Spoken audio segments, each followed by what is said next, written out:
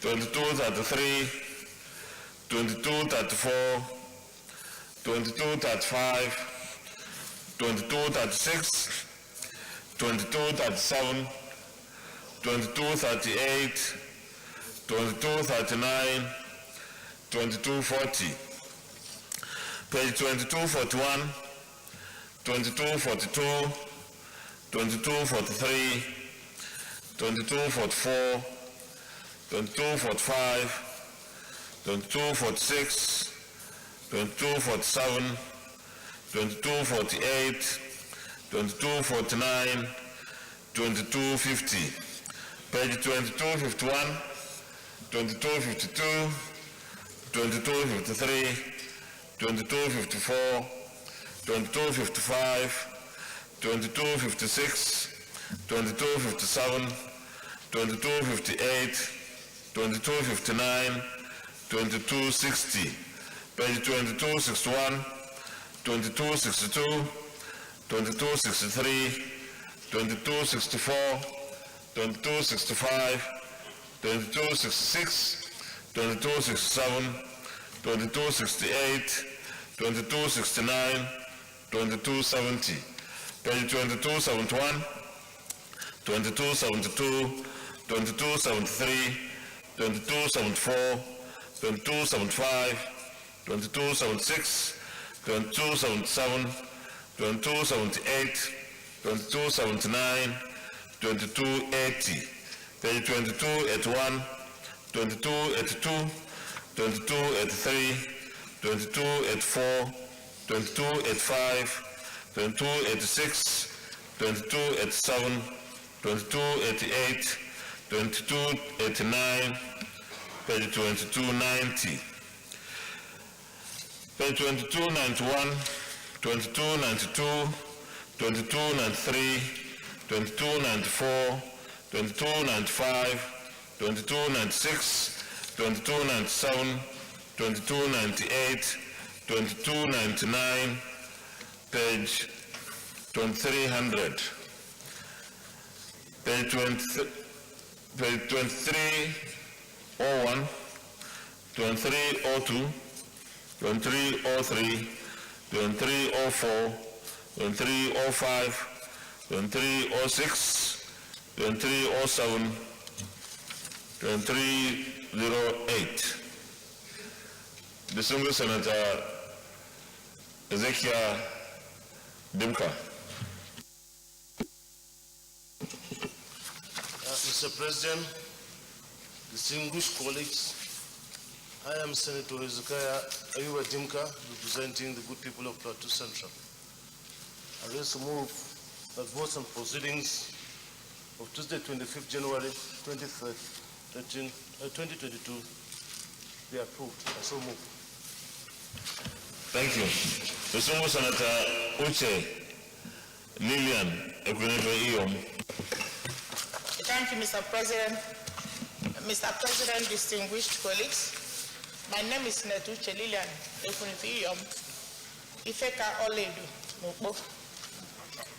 Mr. President, I rise to second the motion that the votes and proceedings of Tuesday, 25th January 2022 be adopted and approved. I so second. Thank you.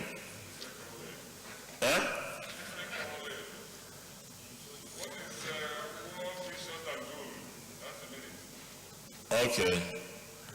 That's it for another session. Distinguished colleagues, those who vote the motion that the votes and proceedings of Tuesday, 25th January 2022 be approved, say aye.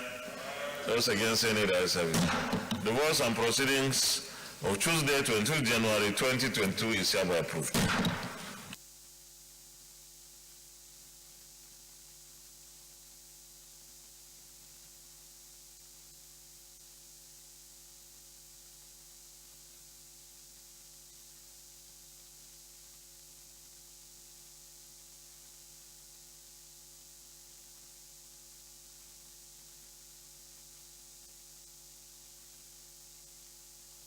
Letter from distinguished Senator Albert Basi Akpan, Akwa Ibom Northeast Senatorial District, Chairman Senate Committee on Upstream Petroleum Resources. Your Excellency, Thanksgiving service announcement. Kindly notify distinguished colleagues of my Thanksgiving service and commissioning of multipurpose recreational facility slated to hold on Saturday, January 29, 2022 at Ifa Ikot Akpang, Etoy off Airport Road, Uyo, Akwa Ibom State by 10 a.m.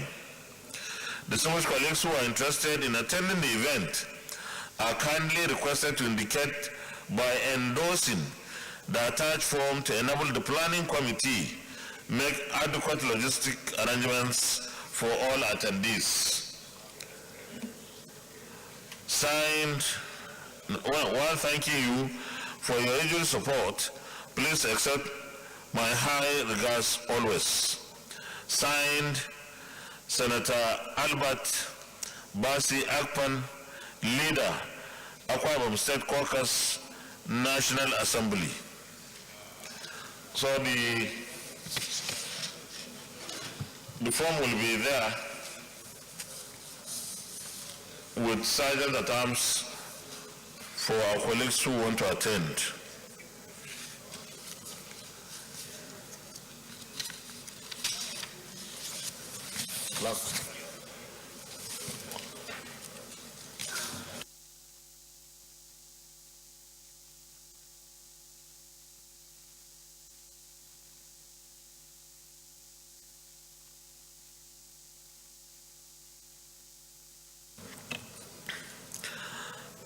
Letter from Senator Dr. Oji Uzokalu, MON, Chief Whip of the Senate, I thought the Chief Whip of the Federation, National Assembly. Dear Mr. President, letter of invitation, commissioning of road projects. Your Excellency, I write to respectfully and most sincerely invite you to commission some road. Is it mine? Alone?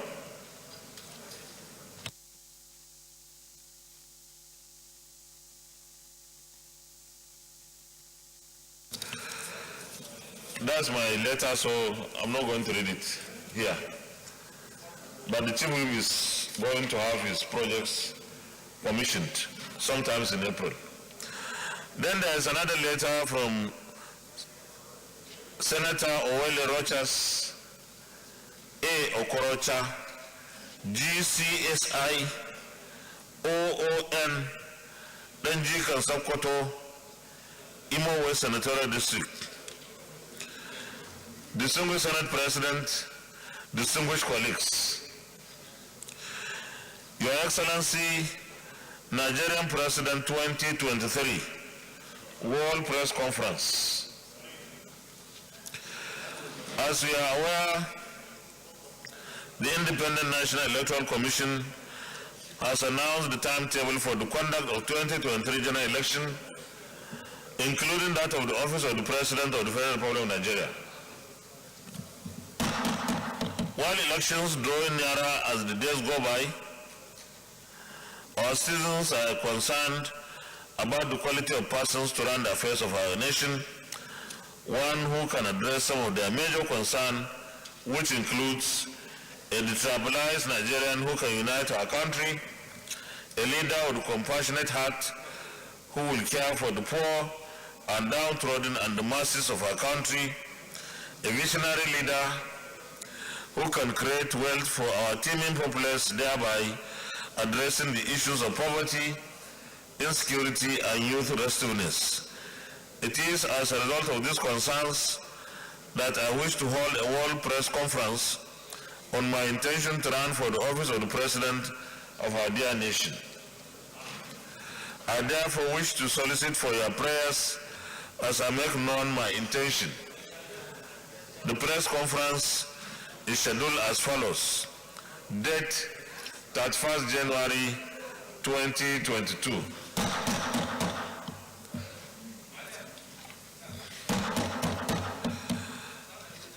Venue Executive Hall, ICC Abuja. Time 11 a.m. Working together, we shall build the Nigeria of our collective dreams and aspiration. Signed, Senator Owele Rochas A. Okorocha, GCSI, OON, Danjekan Sokoto.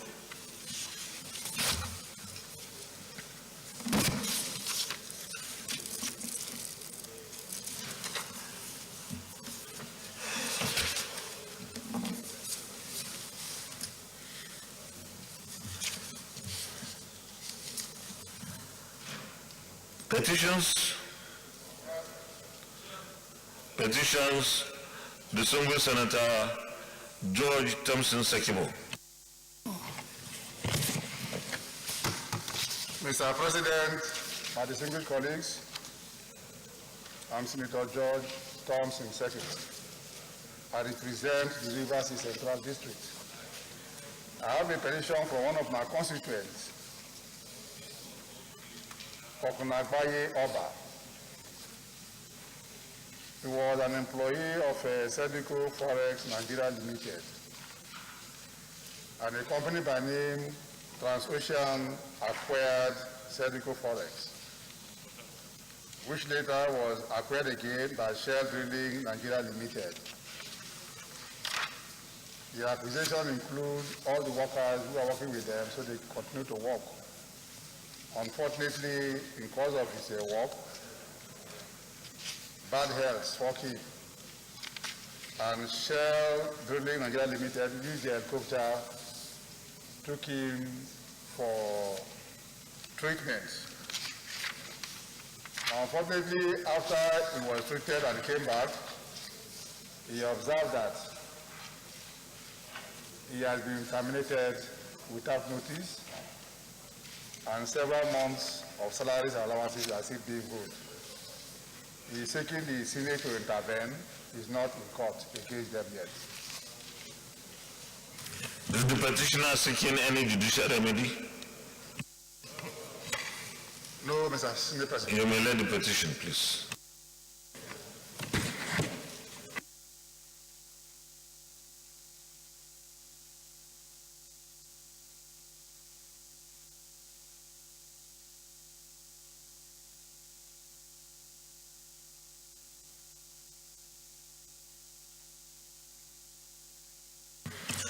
Thank you. The petition is referred to the Committee on Ethics, Privileges and Public Petitions to report by within 4 weeks. Any more petitions? Senator Patrick Abomoro. Thank you, Mr. President. My name remains Senator Abba Patrick Moro, representing the good people of the Benue South Senatorial District. Mr. President, this petition is against the gruesome murder of Shedrack Ochoche by men of the Nigerian Police Force on Tuesday, 17th of January 2022 in the Mabuchi Police Station in Abuja. Mr. President, one of my constituents, Shedrack Ochoche, was a former worker at a Chinese restaurant in the Jahi area of Abuja, and he was arrested and detained by the Nigerian police and murdered. Mr. President, Ochoche was working with a Chinese restaurant, and because he was owed salaries of upward of 3 months, he resigned from his job. 5 days after, the owner of the Chinese restaurant, popularly called Madam Pim Pim, made an allegation against Mr. Ochoche that his car batteries were missing.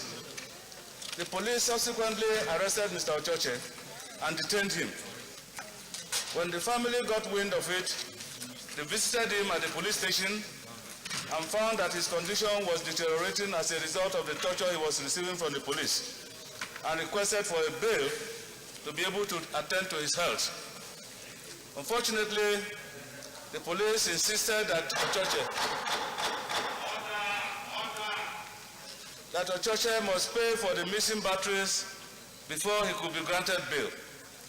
As a matter of fact, an eyewitness said that the commander of the operation, SP Uche, threatened that if Ochoche did not pay for the batteries, they will kill him.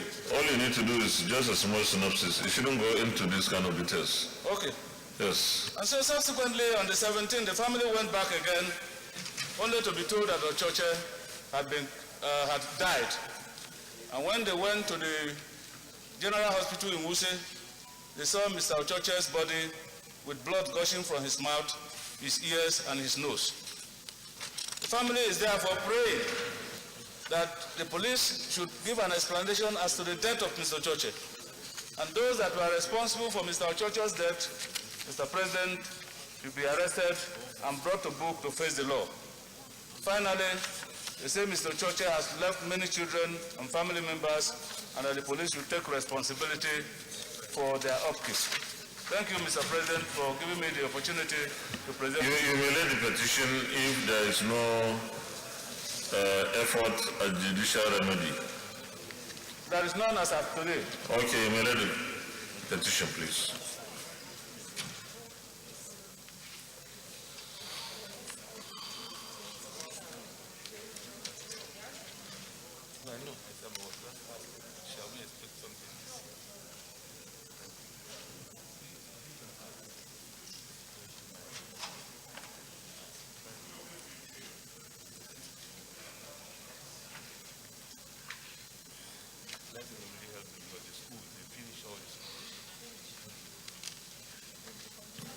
The petition is referred to the Committee on Ethics, Privileges and Public Petitions to bring back in 4 weeks. Any more petitions? The Distinguished Senator Patrick Ayo Akinyelure. Thank you, Mr. President, distinguished colleagues in the Yellow Chamber. My name remains Senator Ayo Akinyelure, representing Ondo Central. Mr. President, distinguished colleagues, presenting your petition not late but referred to the Committee on Ethics from the Office of President of the Senate. The Senate Committee on Ethics, Privilege and Public Petitions, in line with Order 41 and 3, wishes to present to the Senate some petitions yet to be laid from the Office of President of the Senate in order to officially place the petition in the public domain through the floor of the Senate and for the votes and proceedings to capture the approval for referral. Mr. President, distinguished colleagues, find below a summary of the petition received from the Office of the President of the Senate for ease of reference. 1.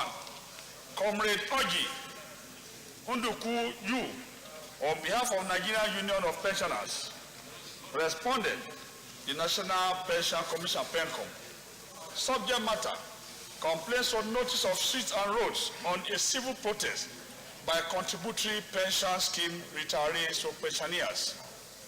2. Kehinde Bamiwola on behalf of Kasim Adebayo against the Inspector General of Police Force. Application for reinstatement of duty after recovery from illness. 3. A. Ofili Okonko against Federal Inland Revenue Service. An appeal for intervention in a case of continuation of injury by the Federal Inland Revenue Service. 4. Abdul Malik Ahmad Lawan and 7 others against Medical and Dental Council of Nigeria. Subject matter: misappropriation in the conduct of Medical and Dental Council of Nigeria examination. A call for scrapping of the outrageous increment of the examination fee to the tune of 900,000 naira. 5.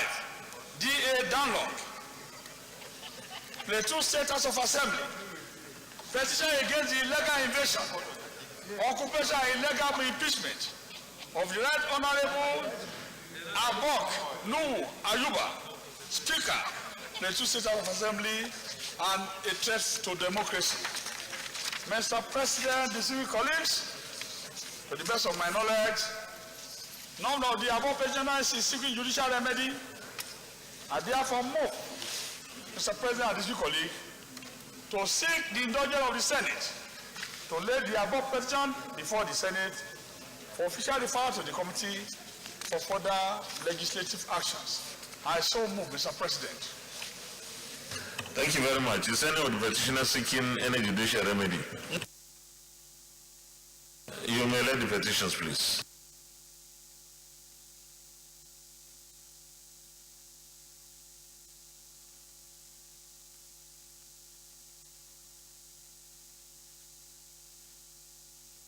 The petitions are referred to the Senate Committee on Ethics, Privileges, and Public Petitions to report by within 4 weeks.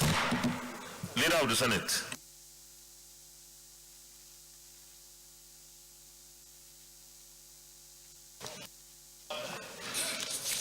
Mr. President, my highly respected and distinguished colleagues, the first business of the day is the presentation of a House bill standing in my name on the Federal University of Agriculture and Entrepreneurship Shaki Establishment Bill 2022. Mr. President, you may wish to invite the Clerk of the Senate to read the short title of the bill. Clerk of the Senate. Mr. President, distinguished senators, Federal University of Agriculture and Entrepreneurship Shaki Establishment Bill 2022 HB 548, first reading. Federal University of Agriculture and Entrepreneurship Shaki Establishment Bill 2022, HB 548, first reading taken. Leader of the Senate. Mr. President, my highly respected and distinguished colleagues, the second business of the day is the presentation of a bill standing in the name of distinguished Senator Patrick Abamoro on the Federal College of Agricultural Technology or PRU or JAPO, Benue State Establishment Bill 2022. Mr. President, you may wish to invite the Clerk of the Senate to read the short title of the bill. Clerk of the Senate. Mr. President, distinguished senators, Federal College of Agricultural Technology or PRU or JAPO, Benin State Establishment Bill 2022, SB 897, first reading. Federal College of Agricultural Technology or PRU or JAPO, Benue State Establishment Bill 2022, SB 897, first reading taken. Leader of the Senate. Mr. President, my highly respected and distinguished colleagues, the third business of the day is the presentation of a bill standing in the name of Senator Muhammad Sani Musa on Bank Employees Asset Declaration Act Amendment Bill 2022. Mr. President, you may wish to invite the Clerk of the Senate to read the short title of it. Clerk of the Senate. Mr. President, distinguished senators, Bank Employees Assets Declaration Act Amendment Bill 2022, SB 900, first reading. Bank Employees Assets Declaration Act Amendment Bill 2022, SB 900, first reading taken. Leader of the Senate. Mr. President, my highly respected and distinguished colleagues, the fourth business of the day is the presentation of a bill standing in the name of distinguished Senator Smart Ademi on the Federal College of Fisheries and Aquatic Studies, Court of Counsel, Kogi State Establishment Bill 2022. Mr. President, we wish to invite the Clerk of the Senate to read the short title of the bill. Clerk of the Senate. Mr. President, distinguished senators, Federal College of Fisheries and Aquatic Studies, Koton Karfe, Kogi State Establishment Bill 2022, SB 901, first reading.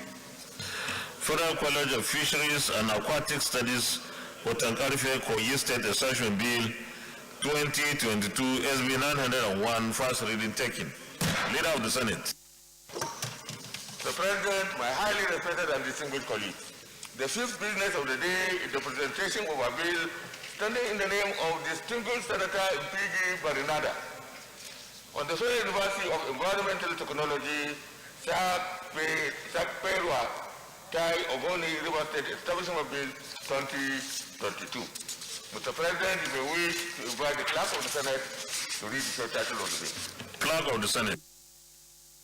Mr. President, distinguished senators, Federal University of Environment Technology, Sakpewa Tai Ogoni, River State Establishment Bill 2022, SB 902, first reading. Federal University of Environmental Technology, Sakperwa Tai Ogoni, River State Establishment Bill 2022, SB 902, first reading taken. Leader of the Senate. Mr. President, my highly respected and distinguished colleague, the first order of the day is a motion standing in my name on the recommittal of the National Transport Commission Establishment Bill 2022 to the Committee of the Whole. Mr. President, with your permission, I wish to move that motion. You may proceed, please. Thank you, Mr. President.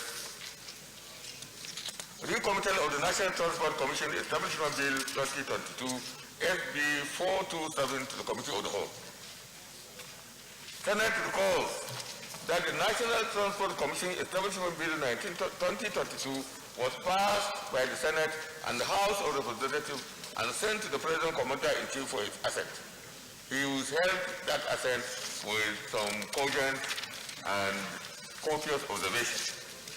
Senate observed that after a critical examination of the observations by the Technical Committee of the National Assembly and critical stakeholders, and desirous of the need to address these observations and make necessary amendments in order to rejig the transport sector of our own economy, and relying on Order 1B and Order 52, subsection 6 of the Senate Standing Order 2022 as amended, Senate accordingly resolves to rescind its decision on the bill as passed and recommit the same to the Committee of the Whole for consideration and passage. I so move, Mr. President. Minority Leader, would you like to second it? Mr. President, I rise to second the motion as moved. Any contributions? Any comments? Leader, Committee of the Whole. Mr. President, I thank you very much for this opportunity. I rise to move a motion that this Senate resolve in the Committee of the Whole to consider this bill, the recommittal of this bill. Minority Leader. Mr. President, I second the motion that the Senate resolve into a Committee of Whole to reconsider this bill. I thought. Distinguished colleagues, those in favor of the motion that the Senate resolves into Committee of the Whole to consider the report clause by clause, say aye. Those against, say nay.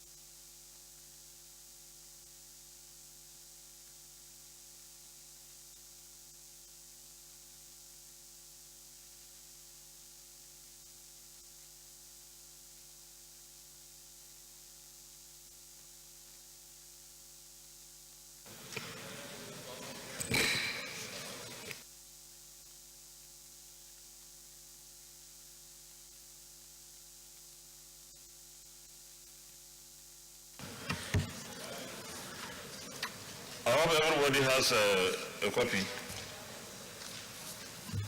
Okay. Senator, just one minute.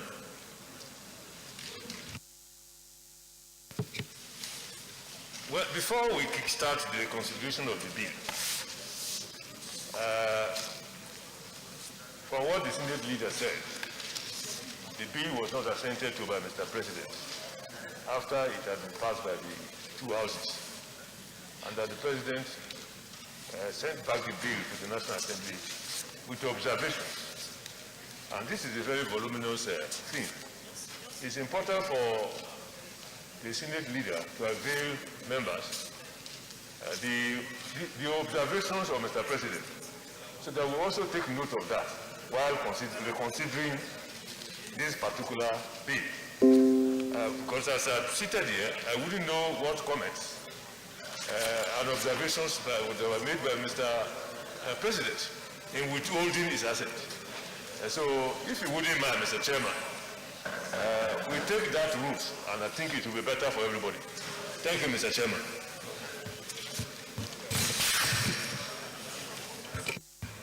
Thank you very much, Senator James Manager. I thought the leader mentioned the areas of concern of Mr. President. Leader. Those areas were itemized by the chairman of the Transport Committee, and unfortunately, Buhari Abdul Fattah is not around. So, if that is the case, I think the observation that have been made by Manager is very valid. So, if that is the case, we can step down the consideration of this until we get a whole thing. But this reconsideration and recommittal has already passed the House of Representatives. So we thought we would endure the same thing and go forward. But with the observation that he has made, I think it's the right of Senator to see vividly what those observations are before going through the recommittal and getting the bill passed. So if I have no objection to stepping down the consideration of this pending the receipt of the observations, which will be given out to everyone for his own consideration. Thank you, Mr. President. Senator Abraham. Yes, Your Excellency, distinguished colleagues, I concur with James Manager, because it's very important that we know the areas that the President is actually not happy with, so that we can know what to do. Because I think it's even better that way.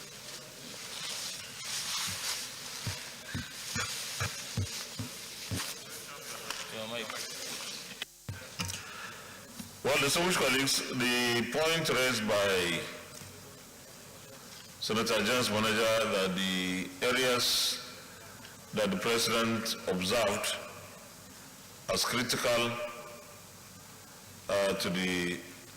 for him to assent to the bill should have been highlighted, or at least somebody should have spoken to them, because not all of us here were there at that time. And even those who are there and who are here now would have been reminded of the observations of Mr. President. So I think it is appropriate that we stand down the consideration of this report until those areas of concern are made available to senators in the lead debate, because that will help us make informed judgment on how we treat and process this bill. So, Leader, we'll go back to plenary, please. Mr. President, given the cogent observations that have been made and the apparent decision of the Senate, I move first that the Senate reverts to the committee, to plenary, so that I can move another motion for the stepping down of the consideration, of this report to another legislative day. So I move that the Senate reconvenes at plenary for consideration or to report progress on this particular issue that we have taken, decision that we have taken here. I so move. I don't think we'll need another motion. All that we need to do is to report progress, and the progress is this is stood down. So the minority leader. Mr. Chairman, I rise to second the motion. Distinguished colleagues, those in favor of the motion that the Senate reverse plenary for the charter of progress, say aye. Those against, say nay. The ayes have it. There is a need for us to, the Secretary, please collect back the copies so that we don't have to print them again. Is that okay? Yeah, thank you.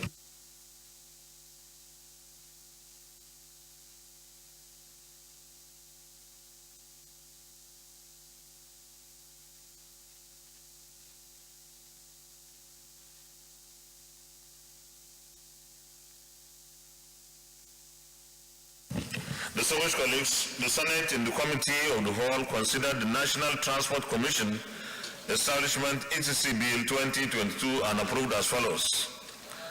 To stand down the consideration of the report to another legislative day. Is that a true reflection of what transpired in the Committee of the Whole? Thank you. Leader of the Senate.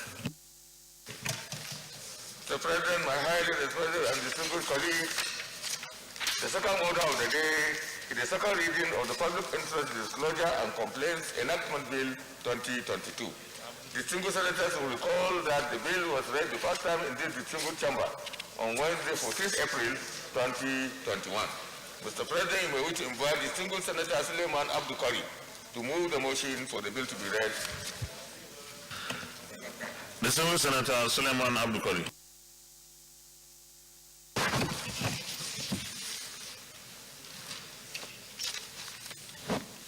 I'm afraid, Mr. President, we have to wait a few minutes for the lead debate to get to senators so that we don't experience the same problem that happened yesterday. Okay. With the permission of the President. No, for now the permission is withheld. Let's get the copies of the lead debate to reach all our colleagues before we start, so that we are able to follow you.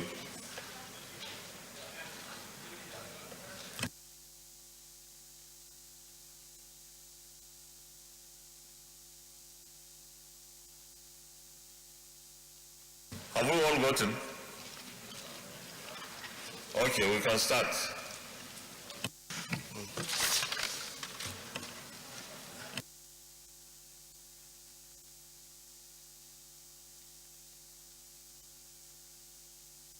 Use your mic, please. Mr. President, distinguished colleagues, I thank you for giving... No, it will reach you, Rivers United.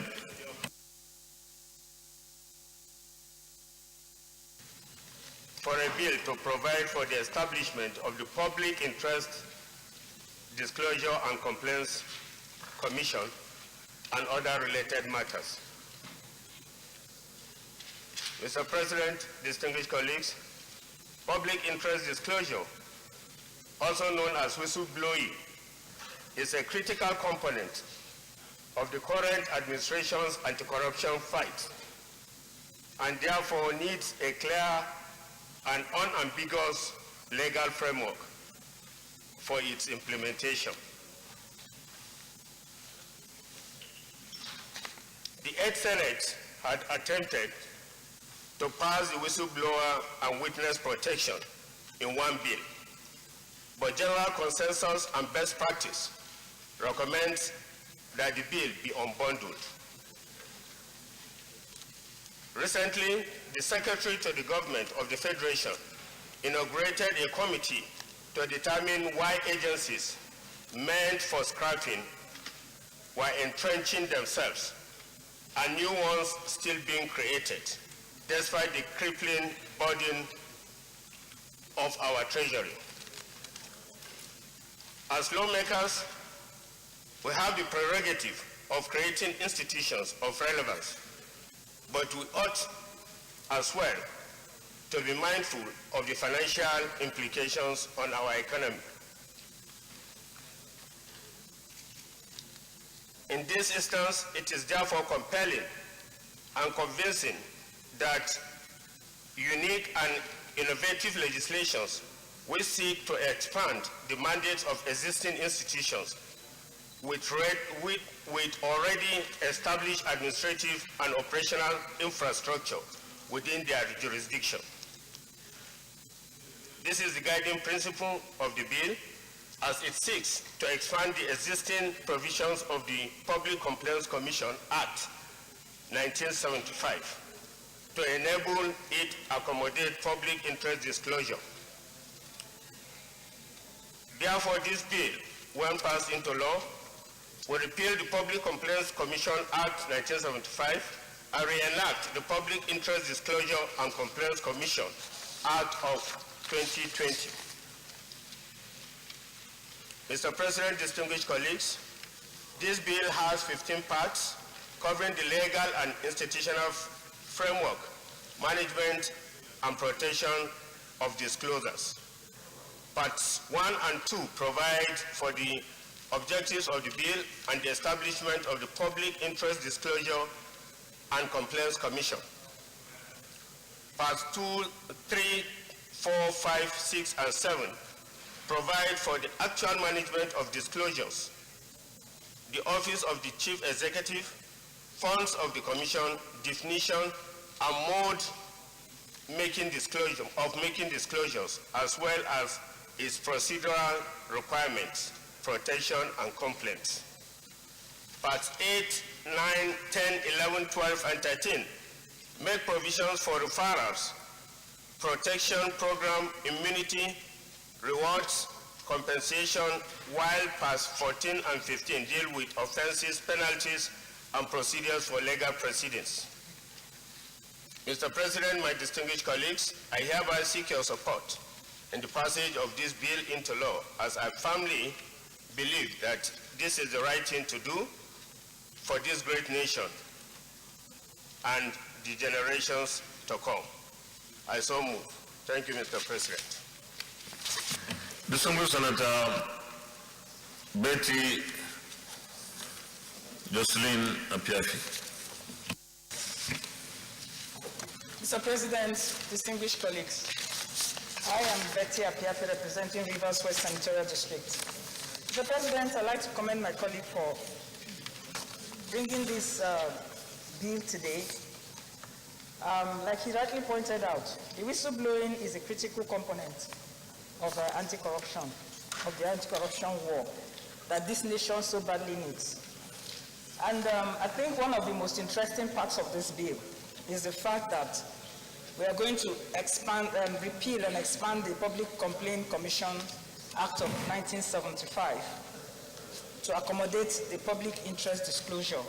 So we don't necessarily have to come up with a new commission, but to expand an existing commission and make it more focused in the war against anti-corruption. And I think with this, I will appeal to all my colleagues to support this bill, as it's very critical in an anti-corruption war. So support. Senator James Oboro, Manager. Thank you, Mr. President.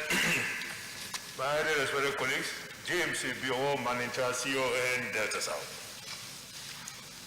Mr. President, I also rise to support this bill, and I want to sincerely thank the sponsor of this bill for two things. Instead of coming up with another commission, he has decided to do something in a way that there is already in existence a commission, and it was established in only 1975. So what this bill is appealing is for it to be expanded to accommodate some of the new things that we have discovered in this war against corruption. Secondly, Mr. President, I want to also appreciate the hard work of the sponsor of this bill, because yesterday there was one, today there is another, and the concise way in which he has written the lead debate, straight to the point, that makes our job very easy. So everybody now understands what the sponsor of this bill is talking about. So thank you, Mr. Chairman, the sponsor of this bill. Mr. President, I am nothing against this bill. It's a very straightforward, non-controversial bill. It just expands and accommodates certain things. But my only appeal, at this level, my only appeal is that whatever bill that we have as straightforward as this one is, it's important for us to also carry the executive along to avoid going forward and coming backwards. So that if for any reason there's going to be, if we are going public at all for any reason, the executive, particularly those agencies, those who are manning those agencies, must be involved so that they can also tell the committee how they feel about a particular provision, so to avoid going backward and forward. That is my only appeal as far as this bill is concerned. I have nothing against this bill. This bill is straightforward. It will assist those heavyweights who are in this very dangerous war against corruption, and it will make this country to move forward. Thank you, Mr. President. Senator Sadiq Umar Suleiman. Thank you, Mr. President. I am Sadiq Suleiman Umar. I represent the good and decent people of Kwara North. Mr. President, my distinguished colleagues, I rise to add my voice to this bill. We all accept that corruption, no doubt, is one of the key enemies of the development of this country. And no matter what those who are fighting this war try to do, they need information. And the best persons to give information are citizens. And we know that people will not come forward to give us information if they are not protected. So this bill, Mr. President, seeks to give that protection to citizens that want to give valuable information that will help us in this fight against corruption. Mr. President, I therefore urge us all to support this bill to pass for a second reading. Thank you. Is there anybody against the bill? Okay, distinguished colleagues, for our colleagues that have made remarks on this bill, let me also join our colleagues who spoke earlier to commend the sponsor of the bill. Of course, we need to do everything possible to curb corruption in our country. And of course, I want to also commend him for the ingenuity, the creativity of trying to expand the scope of the functions of the Public Complaints Commission. But I will also advise that the appropriate authorities like Senator James Manager advised should be invited to participate in the public hearing. Because the Public Complaints Commission is an executive body, we need to see how we can amend the functions or give it an additional function without infringing on the Constitution. But I want us also to be mindful of the fact that if we give the Public Complaints Commission this additional function, it means we need to give it additional resources for it to be able to carry out those new functions. So these are things that we need to be very mindful about, but I think it's creative trying to, instead of creating new agencies, we expand the scope of the functions of existing agencies. Those in favor that this will be now read the second time, say aye. Those against, say nay. The ayes have it. Flag of the Senate. Mr. President, distinguished senators, a bill for an act to repeal the Public Complaints Commission Act, enact the Public Interest Disclosure and Complaints Commission to provide framework for making disclosure and protection for disclosure and for other related matters 2022, SB 644, second reading. A bill for an act to repeal the Public Complaints Commission Act, enact the Public Interest Disclosure and Complaints Commission to provide a framework for making disclosure and protection of disclosure and for other related matters 2022, second reading taken. And the bill is referred to the Committee on Anti-Corruption and Financial Crimes to report back within 4 weeks. Leader of the Senate. Mr. President, my highly respected and distinguished colleagues, The third order of the day is the second reading of the Federal Medical Center on the Anambra State Establishment Bill 2022. Distinguished senators will recall that the bill was read the first time in this distinguished chamber on Wednesday, 29 September 2021. Mr. President, you may wish to invite distinguished Senator Stella Odwa to move the motion for the bill to be read the second time. Distinguished Senator Stella Adaze Odwa, Anambra North. Thank you, Mr. President, dear colleagues. My name is Stella Adeze Odwa, and I represent Anambra North. Mr. President, with your kind permission, I would like to abridge my report. The first way for me to abridge it is to do a little introduction of Anambra North. Mr. President, Anambra North is a commercial center, not a city, because Onitsha is a commercial city, but the whole zone is commercial center of sub-Saharan. In addition to that, Mr. President, Anambra North has a cluster of literally everybody and every tribe in this Nigeria. Therefore, it's a very, very important zone. But why is this bill very important, Mr. President? It's very important because a zone such as this has not a single federal government hospital, not even half, talk less of one. And it's extremely important. The second reason why it's important, Mr. President, is that it takes approximately 1.5 hours to get to the next hospital from the zone. The closest hospital to Anambra North takes about 1.5 to 2 hours. I think it is not healthy, Mr. President. Mr. President, every day we lose lives from preventable diseases. Because we are riverines, and so is rampant. World Health Organization says that almost 60% of health issues we have come from waterborne diseases. And so this is a very compassionate bill, Mr. President.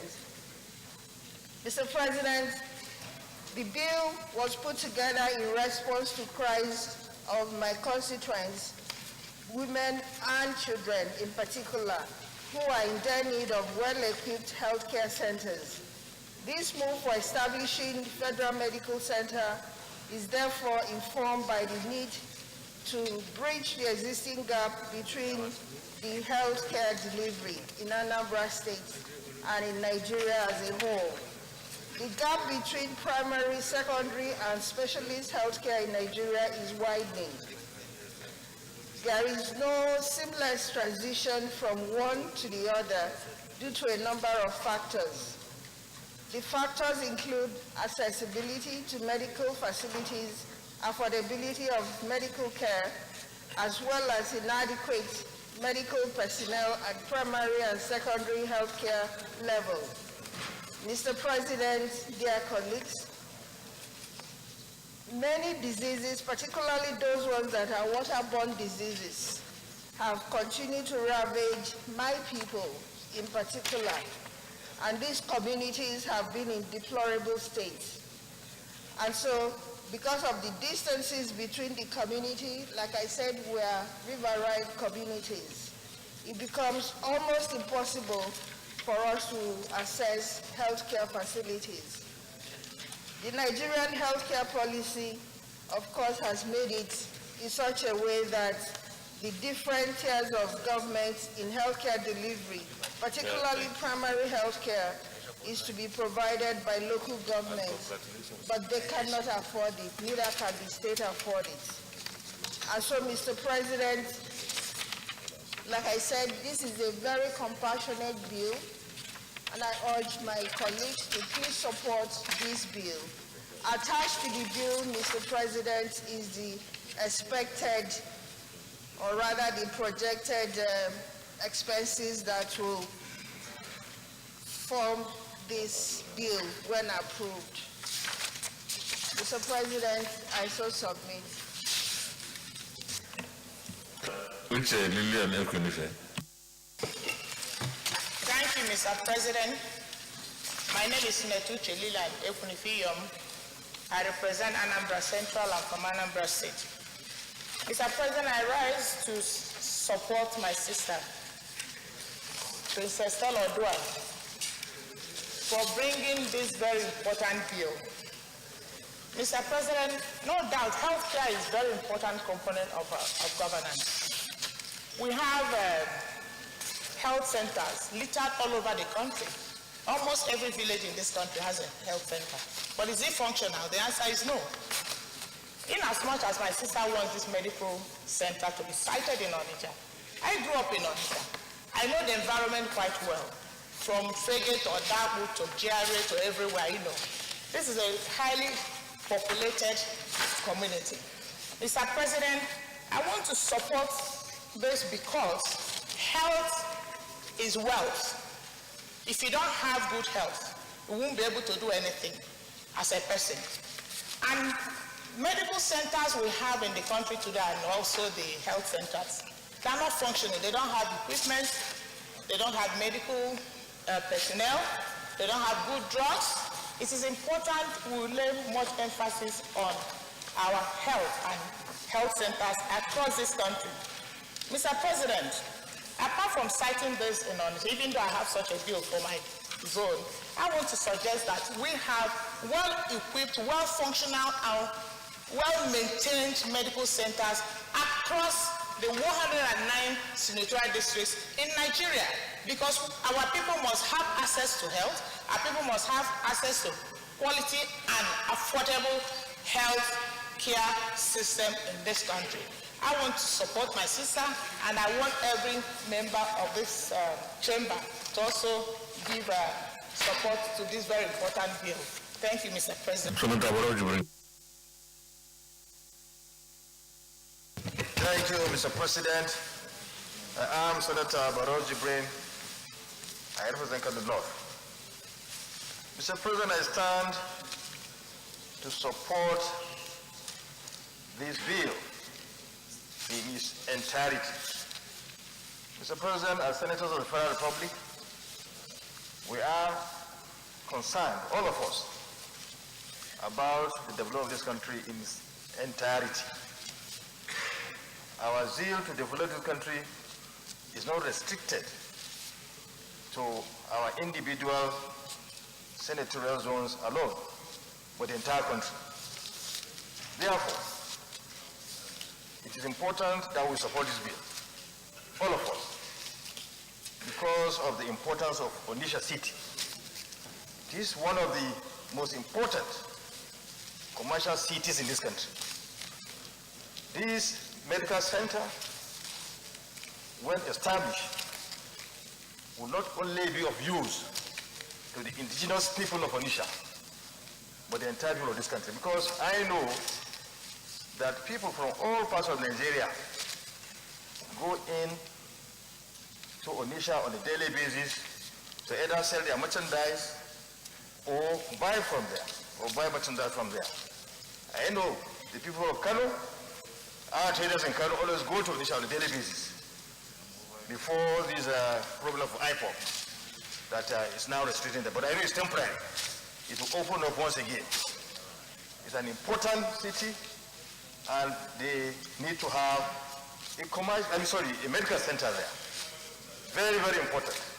I therefore support the establishment of this medical center that has been proposed by Senator Stella Odua to be established in that city, and I urge my colleagues to support this bill. I so submit. Is anybody against the bill? Distinguished colleagues, those in favor that this bill be now read the second time, say aye. Those against, say nay. The ayes have it. Clerk of the Senate. Mr. President, distinguished senators, a bill for an act to provide for the legal framework to establish the Federal Medical Center Onitsha, Anambra State, and for related matters 2022, SB 814, second reading. A bill for an act to provide for the legal framework to establish the Federal Medical Center Onitsha, Anambra State, and for related matters 2022, second reading taken. and the bill is referred to the Committee on Health to report back within 4 weeks. Leader of the Senate. Mr. President, my highly respected and distinguished colleagues, I would like to start first by reporting that my attention has been drawn to need to make some corrections regarding the approval, the approval that we gave for the Public Complaint Commission. The previous bill that we read for the second time, the referral was made to the Committee on Anti-Corruption and Financial Crimes. But my attention was drawn to the fact that the Public Complaints Commission itself is under the purview of our Committee on Ethics, Privileges and Public Petitions.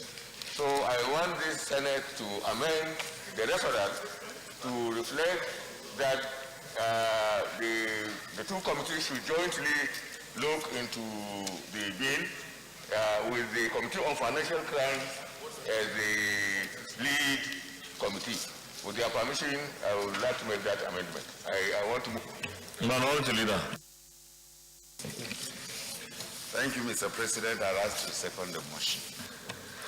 Well, distinguished colleagues, we have listened to the leader that our earlier resolution that the bill should be referred to the Committee on Anti-Corruption should be amended to include the Committee on Ethics, Privileges and Public Petitions, because that is the committee that oversees the Public Complaints Commission, with the lead committee, with Anti-Corruption Committee as the lead committee. So those in favor of this amendment say aye. Those against say nay. The ayes have it. Leader of the Senate. Mr. President, my highly respected and distinguished colleagues, the fourth order of the day is the second reading of the Proceeds of Crime Recovery and Management Bill 2022. The single senators will recall that the bill was read the first time in this chamber on Tuesday, 16th March 2021. Mr. President, you may wish to invite the single Senator Suleiman Abdulkarim to move the motion for the bill to be read the second time. Single Senator Suleiman Abdulkarim.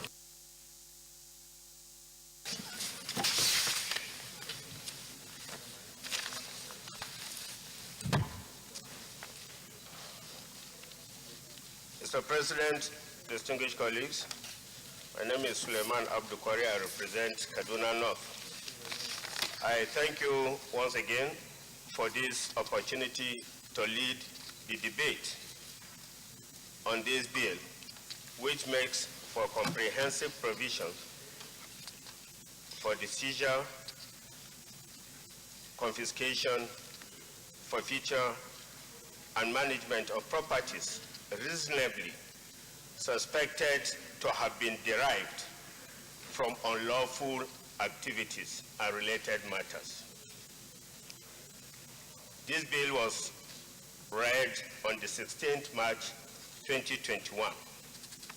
It was also listed as a version among the bills of interest contained in the recent executive communication from the President Muhammadu Buhari, GCFR, which was read on this floor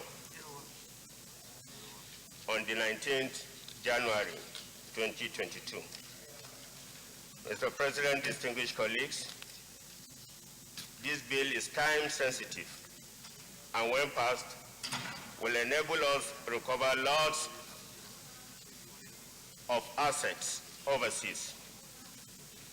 The main objective of this bill is to provide for the establishment of a department in the relevant organizations to manage forfeited assets, as well as provide for an effective legal and institutional framework for the recovery and management of proceeds of crime, as well as civil forfeitures in non-conviction-based sentencing.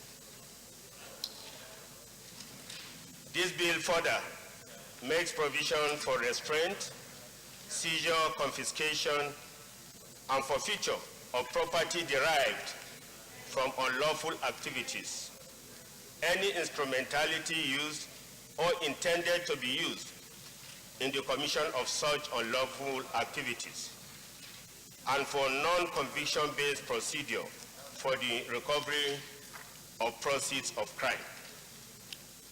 The bill's other objectives are to strengthen and the criminal confiscation procedure by ensuring that the total benefit from a person's criminal activity is calculated and an equivalent amount where recoverable is confiscated on behalf of the federal government.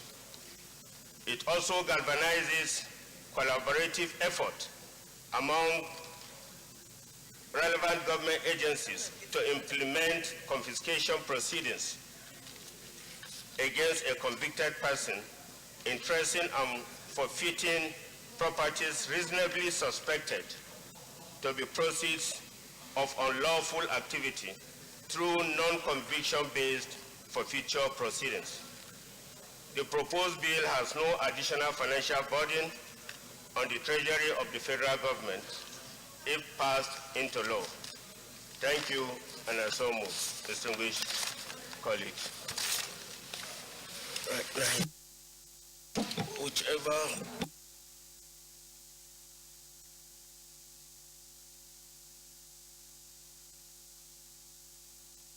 Senator Smart Ademi. Senator Bolanala.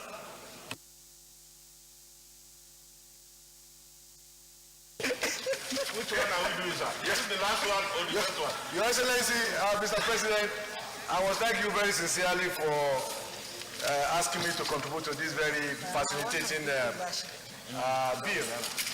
I stand, Mr. President, to support this bill.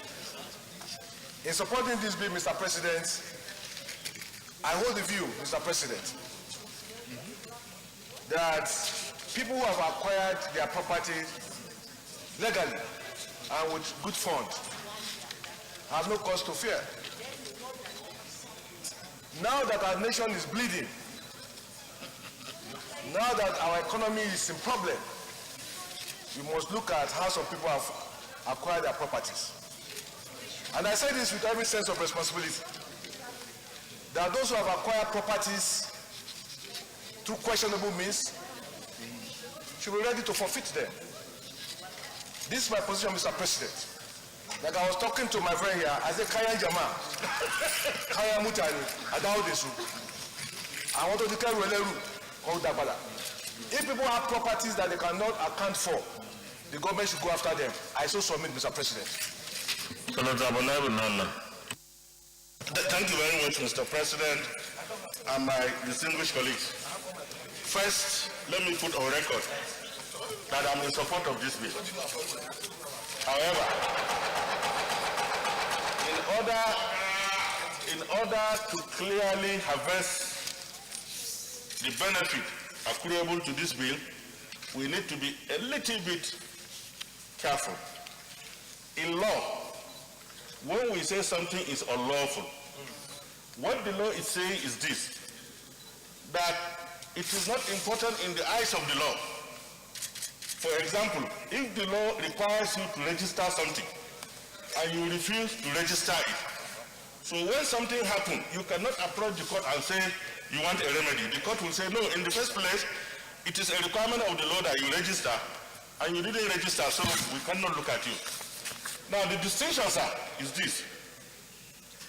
What is unlawful does not necessarily mean it is illegal. And the difference between the two is that while there is no sanction attached to an unlawful activity, there is sanction attached to an illegal activity. Now, in view of the fact that the intention of this bill is trans-jurisdictional, what it means is that two laws will apply now. What we refer to as lex legislatus and then lex domicili. If you have your money stolen and put somewhere, and then you file a matter for recovery of that money, it is the law prevailing in the area where that money is situated that takes priority. So to them, if you say what was done was unlawful, they will say, okay, what the law will say is not important in the eyes of the law. So you must go further to say, derived from illegal activities, if you really want to get the benefit of this. So this unlawful should be substituted with illegal, because they will insist that, for example, you must convict that person first before you can take his property. So if it's merely unlawful, there is no sanction attached, so you cannot even try him. Now, the second one you see, between the two words, confiscation and seizure, which one is wider in scope? Happily enough, we have some custom officers who will tell you what the procedure is. You confiscate first, then you seize. Then you approach the court to get an order for forfeiture. So even in the arrangement here, we need to rearrange and say confiscation, seizure, and forfeiture. That's how it is. I really, yes, seizure, yes. Seizure is first, confiscation, then forfeiture.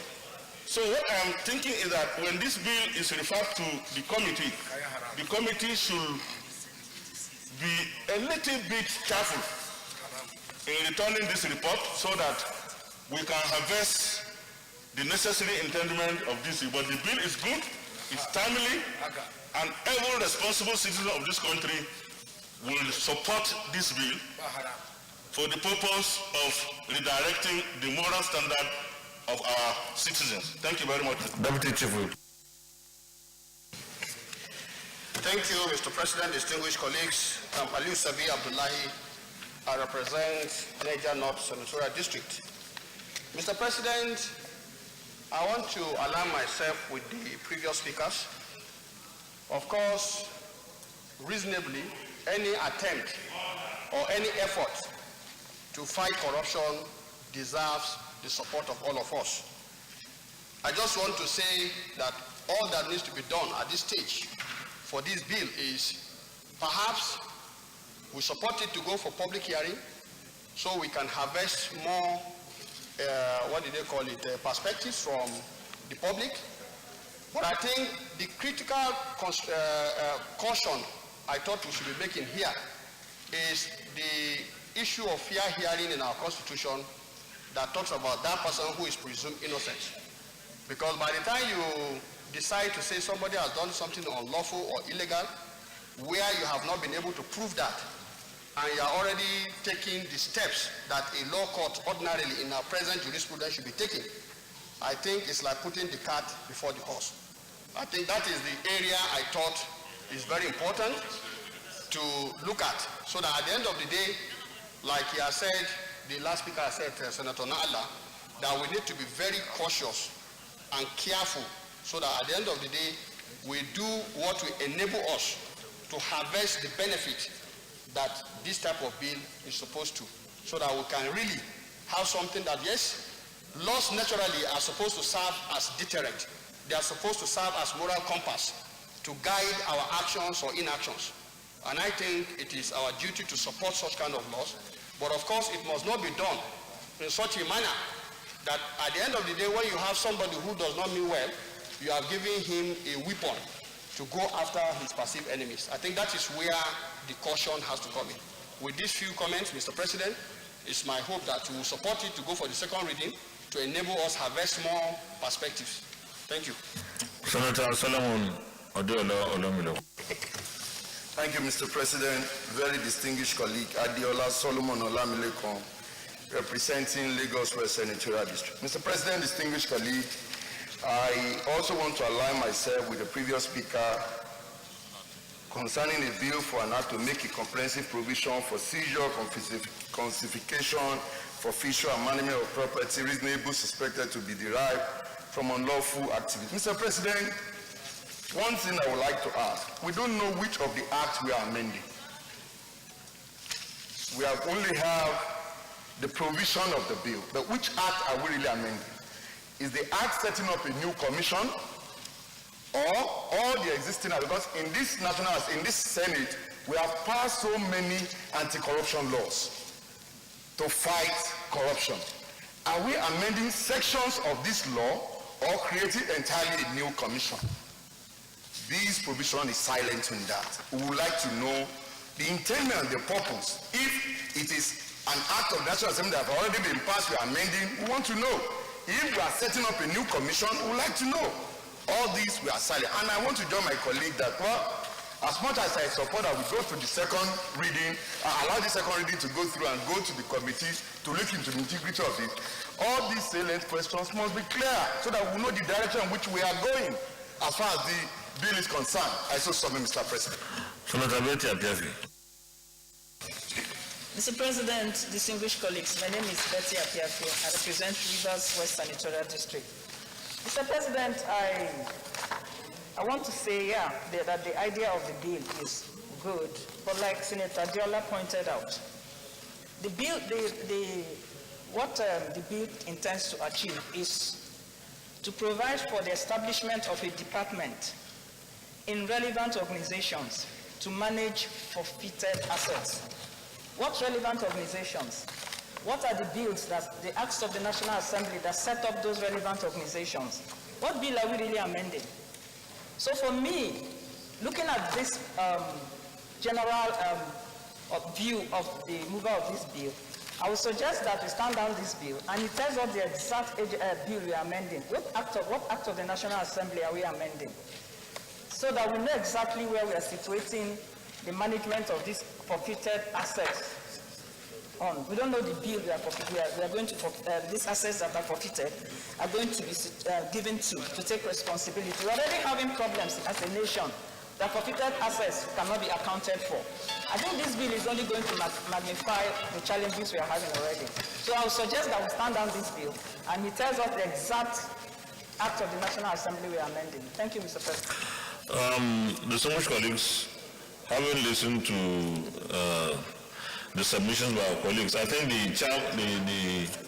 the sponsor of the bill, the sponsor of the bill should be able to respond to some of these issues there so that we can now be guided to continue with this. The sponsor of the bill, the issue is we want all these anti-corruption agencies, I don't know if that is what you mean, to have a department where these forfeited properties or whatever it is or assets will be managed. Okay, in that respect, you don't need, if that is the case, you don't need a law because it's an administrative arrangement. But if you want to empower them to do the forfeiture and all the seizures and whatever, that means you have to amend the laws, not only for one organization, all of them. So you respond to this before we continue with this debate. Thank you, Mr. President. The challenge we have been having with our partners, international partners, is for us as a country to provide a single document that addresses the issue of confiscation and to make sure that some of these confiscated items, the laws in these various agencies do not allow for relooting of these assets when recovered.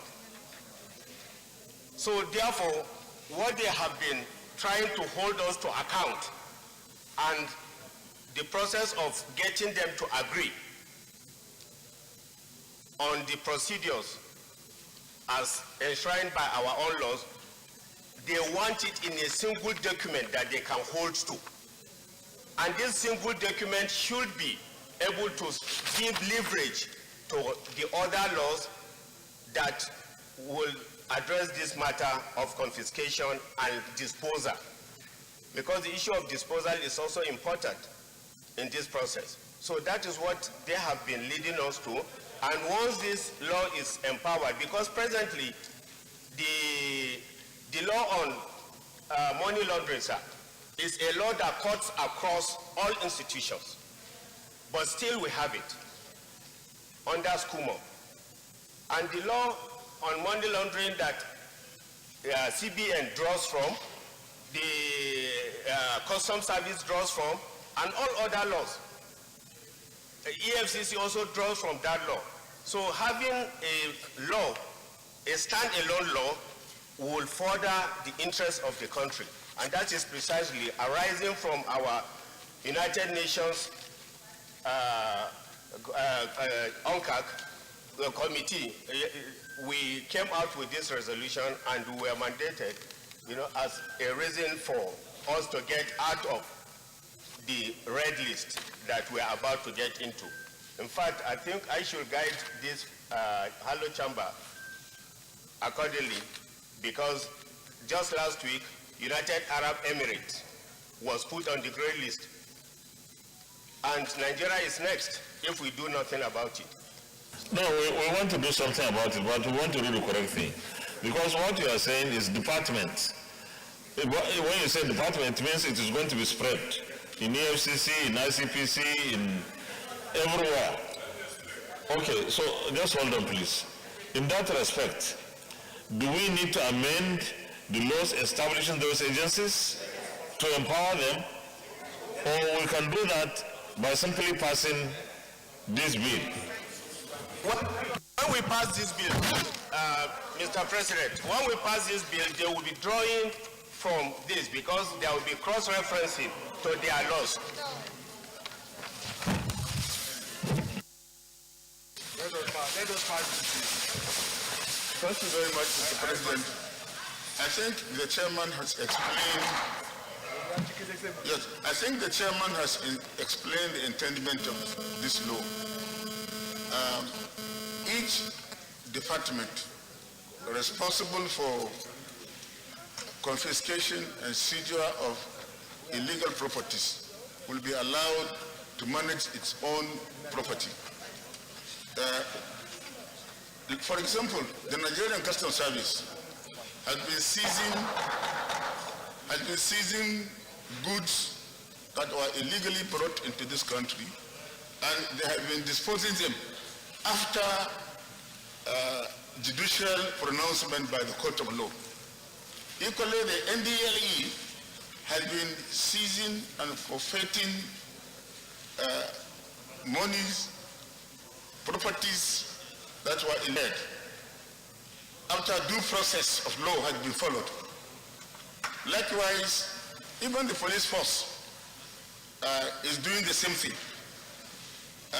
The EFCC is asking, based on the United Nations Convention, that there should be one single law that will allow each department to handle seizure, forfeiture, and disposal of the money, properties after judicial pronouncement.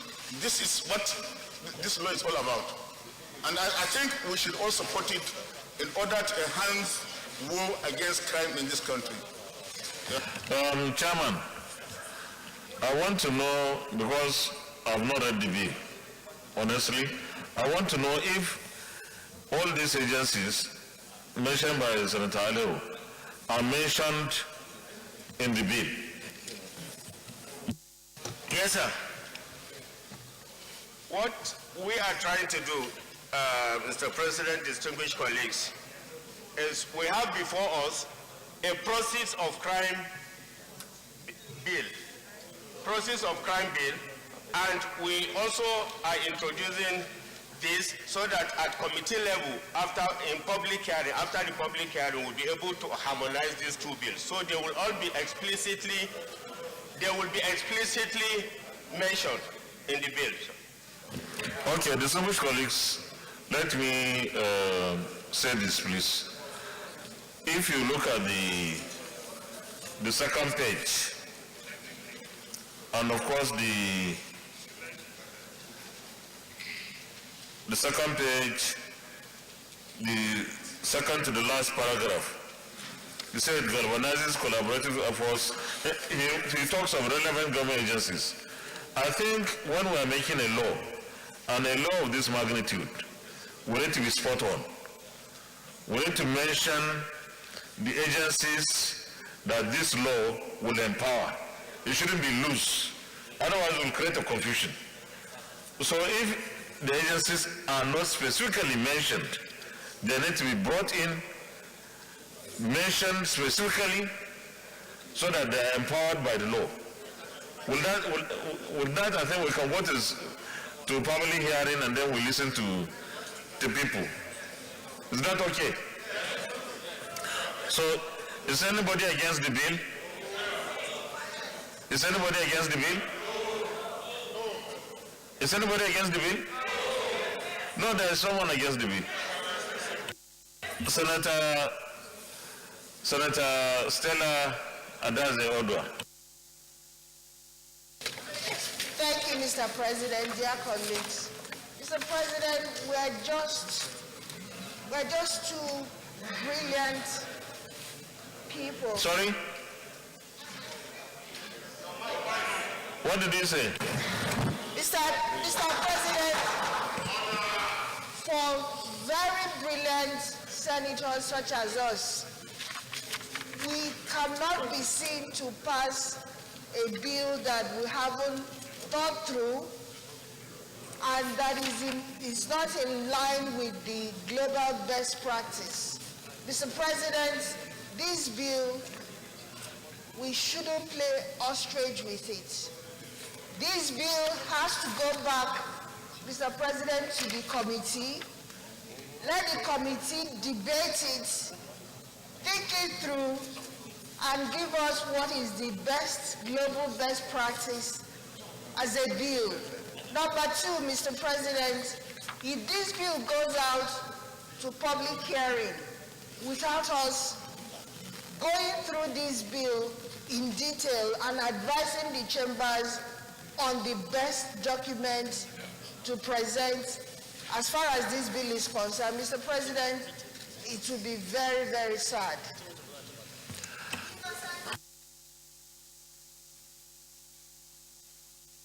Mr. President, you're going to create a situation where conflict of interest within establishments will continue to exist. Subjectivity in handling issues will be the subject of the day. And innocent Nigerians will just be made to be victims of this law. And laws are not supposed to be like that. Laws are supposed to stand the test of time. This bill will not stand the test of time because it will be very, very subjective. Thank you, Mr. President. Okay, distinguished colleagues, I think the practice or procedure does not state that bills should be debated at the committee level if before they are debated in plenary here. The committee, when the bill is referred to the committee for additional legislative work, then at that point the committee can look at it and of course arrange for a public hearing. We need to be very careful, like advise, that we don't pass a bill that will cause more problems for people. But at the same time, we have to pass this kind of bills because we need to sanitize our system. So I will advise here that the bill be allowed to go for second reading, pass the second reading, and then at the public hearing, let's see what comes out of it. We will still be here. If we are not satisfied, and the committee presents its report, we can reject the bill. But let's give it the benefit of the doubt that Nigerians should be able to also participate in the debate about the establishment of the departments. All that I'm suggesting is we must have the agencies specifically mentioned without leaving it in a nebulous form where everybody will just claim, if I seize, I will sell. Will that be okay? So I will put the question. Those in favor that this bill be now read for the second time, say aye. Those against, say nay. The ayes have it. Clerk of the Senate. Mr. President, distinguished senators, a bill for an act to make comprehensive provision for seizure, confiscation, for future and management of properties reasonably suspected to have been derived from unlawful activities and for related matters 2022, SB 645, second reading.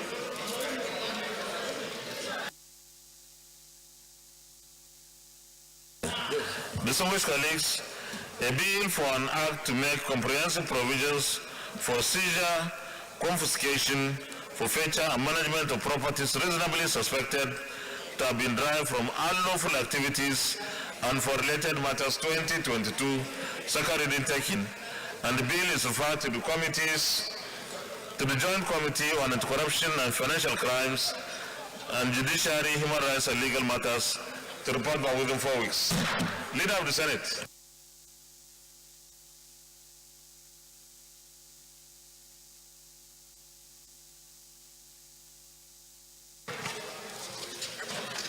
Mr. President,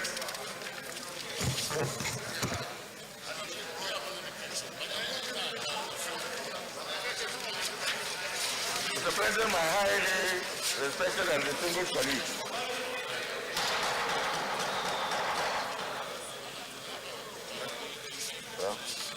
where are we?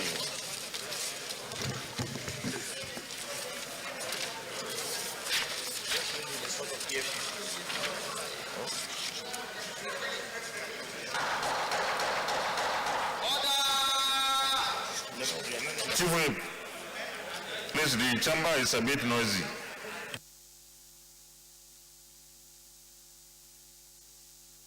Take your seats.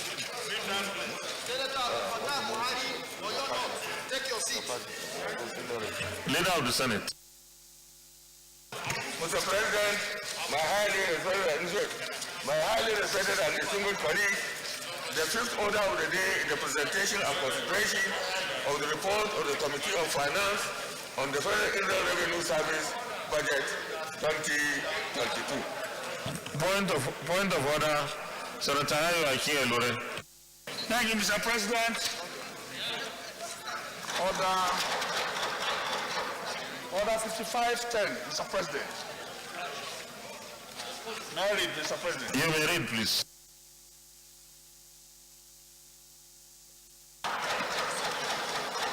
Order 5510, Mr. President. During sitting, all senators shall be silent or confer only on undertone. Mr. President, I so move that the chamber is shown. Yes. Please, we are live, and we should listen to our colleagues, please. Those who are not in their seats, please go back to your seats. Chief Whip, you may call names, please. Please. Let's go back to our seats. Senator Ayo Akinelure, your point of order is fully sustained. Leader of the Senate. Mr. President, my highly respected and distinguished colleagues, the fifth order of the day is the presentation and consideration of the report of the Committee on Finance on the Federal Inland Revenue Service Budget 2022. Mr. President, you may wish to invite distinguished Senator Solomon Olamilekong Adiola to move the motion for the Senate to receive and consider the report. Distinguished Senator Solomon Adiola Olamilekong. Thank you, Mr. President. Very distinguished colleague. Once again, Adiola Solomon Olamilekong, representing Lagos West Senatorial District. Mr. President, distinguished colleague, may I move that this Senate do receive and consider the report of the 2022 budget of the Federal Inland Revenue Services of the Senate Committee on Finance. Mr. President, distinguished colleague, I so move.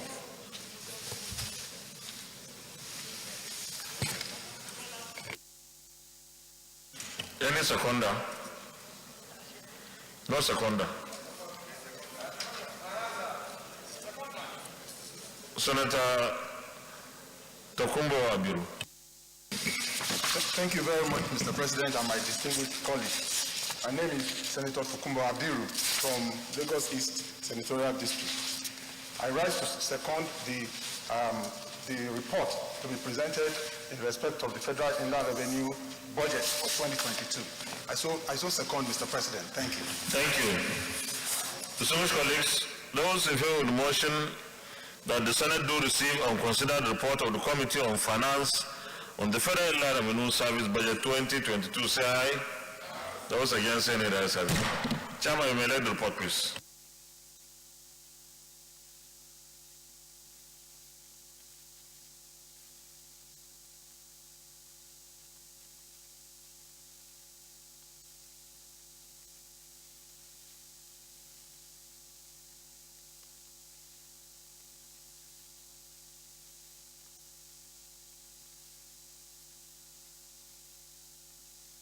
Chairman, you may present the report.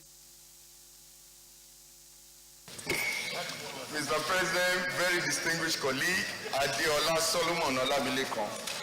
Mr. President, the report of the Senate Committee on Finance on the 2022 budget of the Federal Inland Revenue Service.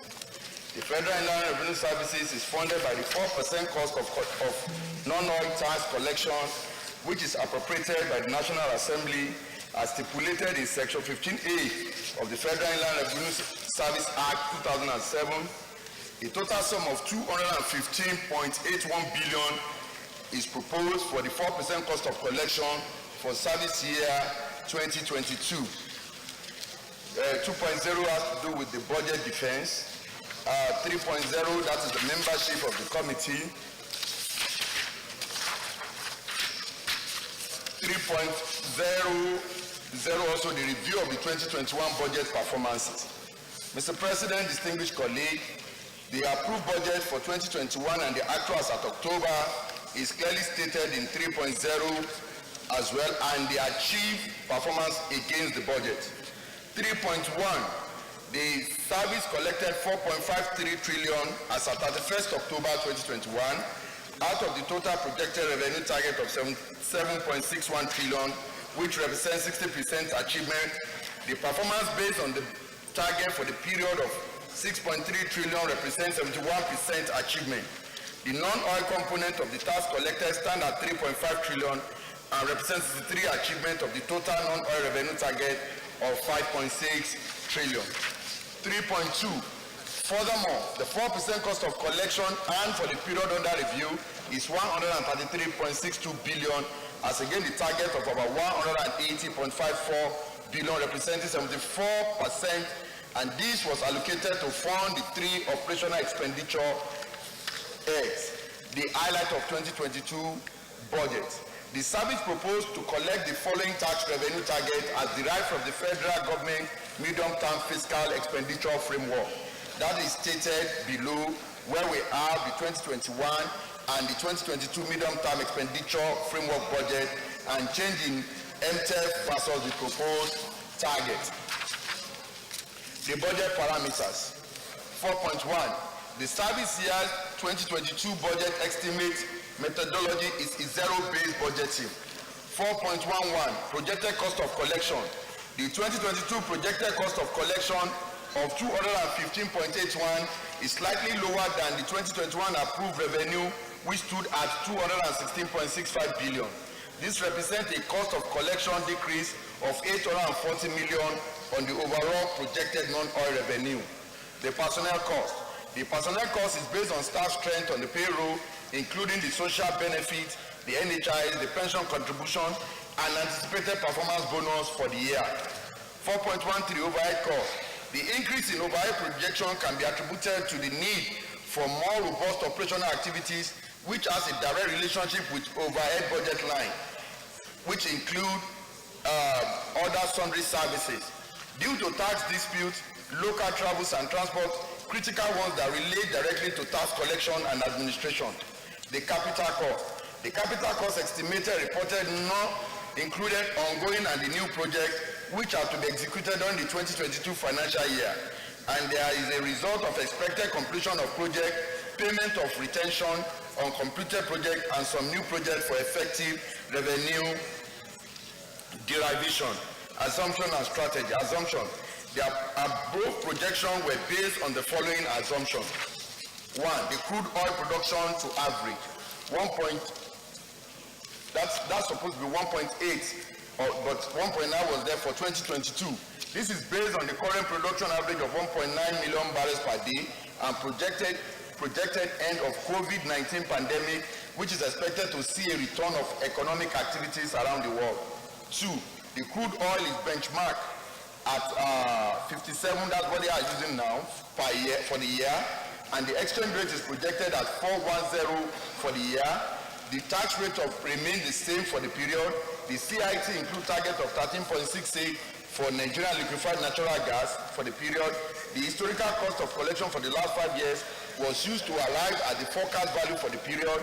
The real GDP growth rate is projected at 4.2 for 2022. The consumption expenditure on which the VAT is charged is assumed to be 10.5 trillion after adjusting the exemption, zero rated item, and company whose threshold fall below 25 million turnover, which is the minimum tax. The gross operational surplus of firm for which CIT forecast was derived is assumed to average 8.4 trillion after adjusting for firm in form of sector enterprises. Electronic money transfer levy was projectedly based on the volume of historical online transfer transactions published by the National Bureau of Statistics. Strategy. In order to achieve the above projection, the service puts in place strategy as follows. The recognition of the service for optimal performances functions have been properly aligned with the clear deliverables for efficiency and effectiveness. Derive the implementation of the Finance Act 2020 to optimize collection of taxpayers, to optimize collections. 3. Effective use of technology and tax intelligence, especially in large taxpayer offices, medium taxpayer offices, and government businesses taxpayer offices. Strengthen the risk-based audit selection and early closure of unresolved audit and investigation cases. Enhance use of third-party information for intelligence gathering. Strengthen monitoring and evaluation framework of all constituent functions and staff of the service. Enhance stakeholders' collaboration and engagement to check leakages, evasion, and to enforce and improve compliance. Specification of tax processes, filing, and payment of CITF, VAT, and other tax will be made easy through the full adoption of tax formats and other IT solutions. Rollout of auto VAT collect to major supermarkets and other big outlets nationwide to improve VAT collection. Conduct audits and reconciliation of all banks to ensure deduction and remittance of electronic money transfer. To sustain taxpayers' education, engagement, and enlightenment through television, radio, newspaper, workshop, as well as other outreach, audits and investigation function have been strengthened to check abuses and non-compliance as well as enforce compliances. The services created special tax operation group with focus on intelligent strategy, data mining, and analytical activities. The service created telecommunication and broadcasting division, including audit function to focus on what sector for more tax collection. Identify critical business area where tax office will be open for tax conveniences, which will improve compliance and revenue derived of the service. The service also provides good working conditions to staff with modern office accommodation, working tools, and incentives to encourage them to perform optimally for increased tax revenue. 5.0 include the observation of the committee, and while the recommendation, the committee recommends a total expenditure of 215,811,290,243 naira, which consists of personnel cost of 119,684,218,735 and overhead cost of 60,160,518,057 and a capital cost of 35,966,553,445 454.1 be approved for the Inland Revenue Services for the fiscal year 2022. Conclusion. The committee expressed deep appreciation to the Senate for the opportunity to serve in this capacity. Thank you. Mr. President,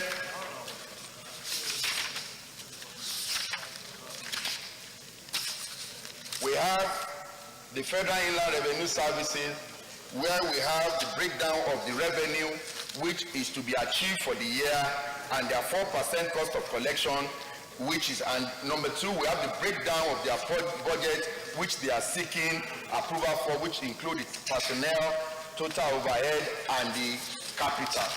While other attachments include the breakdown by each of the transactions, which include the personnel, which is salaries and wages and allowances, the transport travels, and all others for both 2022 and the committee recommendation, and which also include that of overhead and capital. Mr. President, distinguished colleague, I so submit.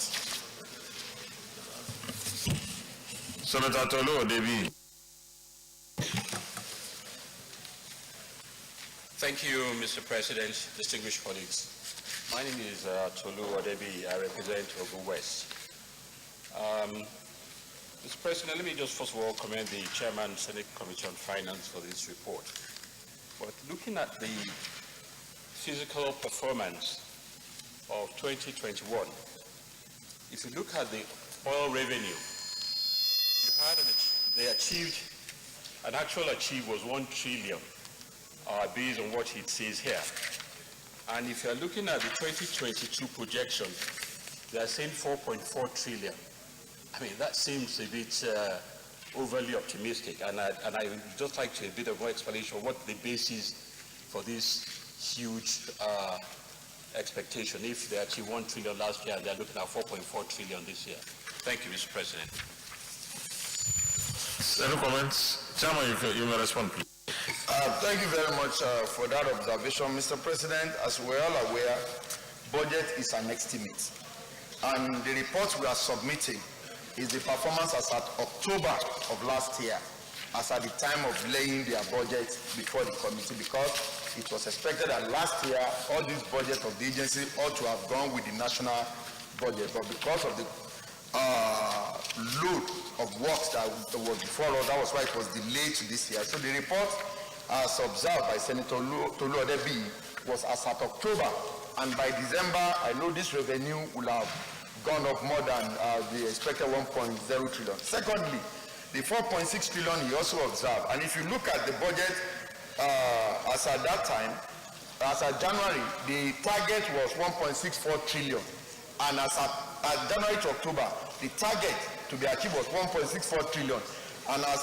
at January to October, what was achieved was 1 trillion naira, leaving a difference of about 640 billion naira.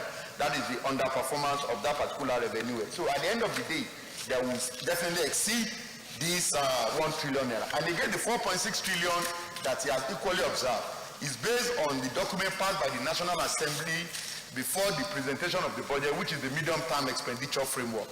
And before that figure was mentioned, all parameters, all necessary observation, everything has been considered before giving that target of 4.6 trillion for the year 2022. Well, thank you very much. Any comments? Distinguished colleagues, I think the deployment of technology is very essential in improving the effectiveness and efficiency of our tax or revenue generating or collecting agencies.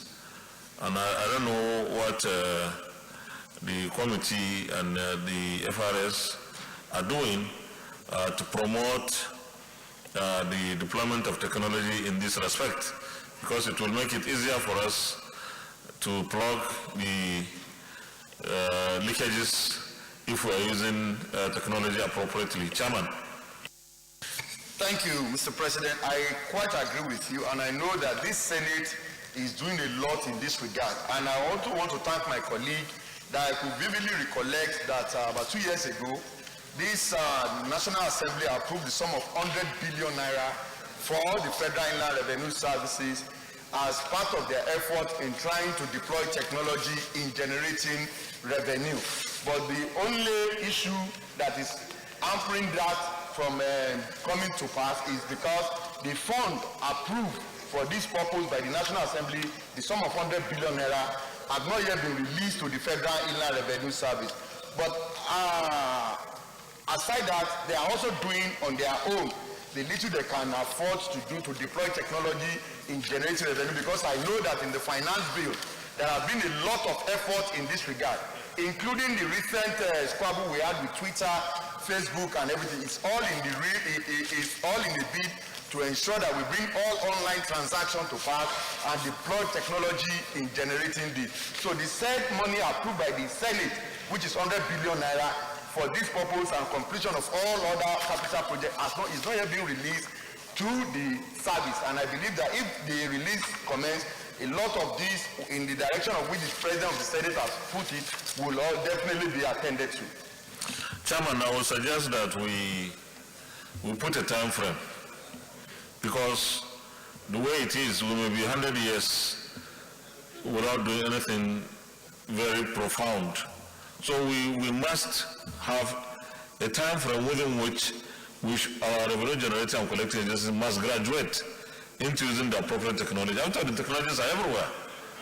All that we need to do is to ensure that we're efficient, block all the areas of leakages, because what we suffer from is some of these funds could be collected, taxes could be collected, but maybe somebody is sharing them.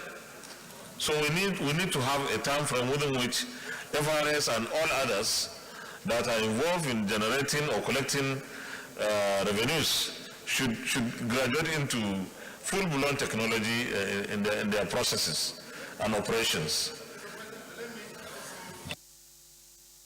Your position, because I can say that there are other new revenue sources which we have discovered that FRS is not even tapping into as we speak. For instance, every year, all this company comes, load Nigerian crude oil, and travel back without paying any taxes. As we speak, only NIMASA is the only government agency that is collecting revenue from this company. And all these foreign companies are registered companies, and they are doing business in Nigeria. So we just address that, and we want that the only way to do that is to deploy technology in order to get, and this run to several millions of dollars, because all these transactions are in dollars, not in naira. So this is another new revenue source which we have just discovered, and only the deployment of technology can address this particular issue. So we are working seriously to ensure that the deployment of technology should have a time frame. And as we speak, sir, on Monday when all the revenue generating will be appearing, this is one area we believe that we should address alongside with the FRS chairman to tell us what the current position is as far as it has, because it has appeared before us, come to that number, with emphasis on the deployment of this technology, and he continues to say there have been no fund released in this regard, and he's trying to look for funds. But we are going to, as I said, we must put a time frame. Between now and June, we must, because all these new revenue sources must be tapped into, because the government of the day need more revenue to fund this expenditure. Yeah, I agree with you, and I cannot agree more, because we are borrowing. It's not a pleasant experience when we have our monies stashed somewhere else. And I would not agree with you when you said they didn't know. Maybe some of these agencies knew where but they refused to do the official engagement of getting. So we need to be a little bit stiff, really, with our generating and collecting agencies. And we must insist on deployment of technology. One day when we will meet with them, this will be part of the conversation. So with this, distinguished colleagues, we'll go to the recommendation on page 9. The recommendation is on page 9. The committee recommends that a total expenditure of 215,811,290,243 naira only, which consists of personnel 119,694,218,735 naira. Overhead cost 60,160,518,057 naira. and capital cost 35,966,553,451 naira be approved for federal inland revenue for service for the fiscal year 2022. Those in favor of this recommendation say aye. Those against say nay. The ayes have it. Leader of the Senate. Mr. President, my highly respected and distinguished colleagues, the sixth order of the day is the consideration of the report of the Committee on Aviation on the Nigerian Meteorological Agency Act 2003, Repeal and Re-Enactment Bill 2022. Mr. President, distinguished senators will recall that the report of the committee was laid on Wednesday, 8 December 2021. Mr. President, you may wish to invite distinguished Senator Smart Ademi, Chairman of the Committee of Aviation, to move a motion for the consideration of the report. Distinguished Senator Smart Ademi, Kogi West. Thank you, Mr. President. I rise to move, Mr. President, that the Senate do receive and approve an act to repeal the Nigerian Meteorological Agency Establishment Act 2003 and enact the Nigerian Meteorological Agency Act to provide for the regulation of meteorology and related matters. Mr. President, this is one agency that is very important to the aviation industry. It has to do with being able to predict the weather and advise pilots accordingly. But, Mr. President, the importance of this agency globally today goes beyond the aviation industry. This agency is important in the sense that not only the aviation industry, in fact, Mr. President, even in the marine industry sector, weather conditions and being able to predict the weather accurately is very important. What this bill seeks to do, Mr. President, is to further improve upon, repeal and amend certain sections of this bill. Let me just say by way of information, Mr. President, that the issue of meteorology actually started in Nigeria over 100 years ago, somewhere in today Bayelsa State. When the white men came, they had a stand where they were reading our weathers. Today, Mr. President, when people have functions, they need to know what the weather could be on the day they are scheduling for their programs. So this agency will be in position, when amended, to be able to release information to individuals, and by way of extension, they will be able to generate revenue. They intend to be able to allow individuals to buy into them by way of having an app so that you can know the weather condition of your community in case you want to travel, in case you have a function coming. This is important. But I think I must call emphasize, Mr. President, that this bill seeks to expand the operation of NAMED, Nigerian Meteorological Agency, to be able to employ more people so that they can spread better by having more stations across the length and breadth of our nation. These stations will be manned by people, and there's going to be an increase in their workforce. By so doing, Mr. President, this agency will be recruiting more this year. They will have need to have more staff, and they're going to operate, have a network of operations. But I think more importantly is the fact that this is equally in accordance with World Meteorological Organization standards. This bill is working towards the international requirement of this sector of the aviation.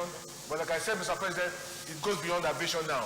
So if this bill is passed, Mr. President, NAMED will be in position to expand its operation, employ more people, and accelerate socio-economic development of our nation. But I think more importantly, the aviation industry globally will be more comfortable with Nigeria, that we now have a fully well-established meteorological agency. I therefore urge my colleague, Mr. President, that this bill should be passed. I so submit, Mr. President.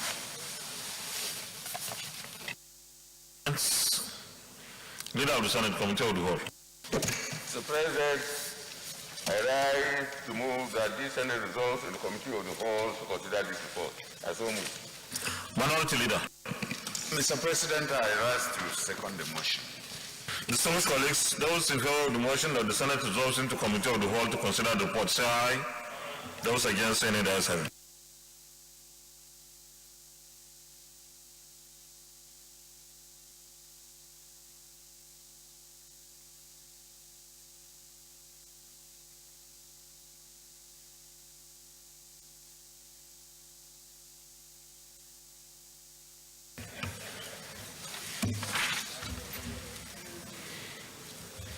Distinguished colleagues, this bill has 47 clauses.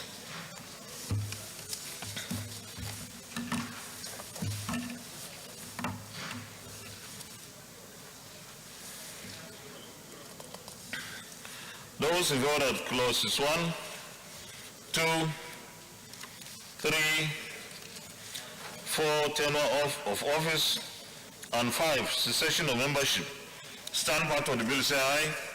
Those against, any ayes have it. Those who are clauses 6, 7, 8 functions of the agency, 9, and 10 stand part of the bill, say aye. Those against, say nay. The ayes have it. Clause 11 is on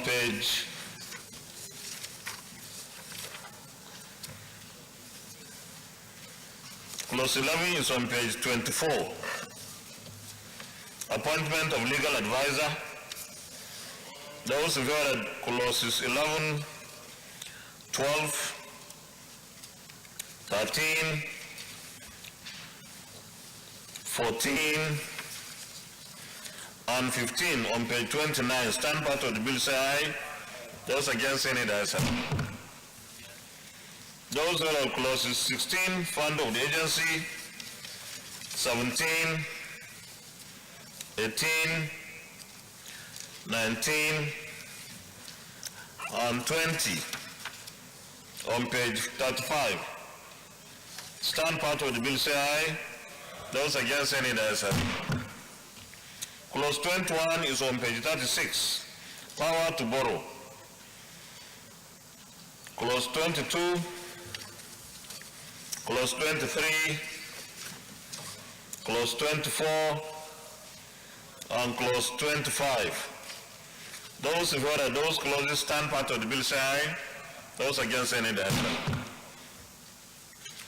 Clause 26, Clause 27, Clause 28, Clause 29, and Clause 30 on page 46, offenses and penalties. Those in favor of those clauses stand part of the bill, say aye. Those against, any the ayes have it. Clause 31 is on page 48, power to investigate and impose fine, etc. Yes. Distinguished colleagues, at least a bit of the life. I'm just wondering, given the nature of the function of this agency, the clause 19, annual report, I've not seen where it is indicated that the annual report of this very important agency be shared with the National Assembly. Given that to be shared with the National Assembly in the report, because the work they do based on what we are trying to reform is so important. Many of our constituents many times will come here to talk about flooding, to talk about so many things. So, and I believe Meteorological Agency is not just the aviation. They are playing a much more wider, responsibility. No, what I thought, because the law, I don't know why they are not.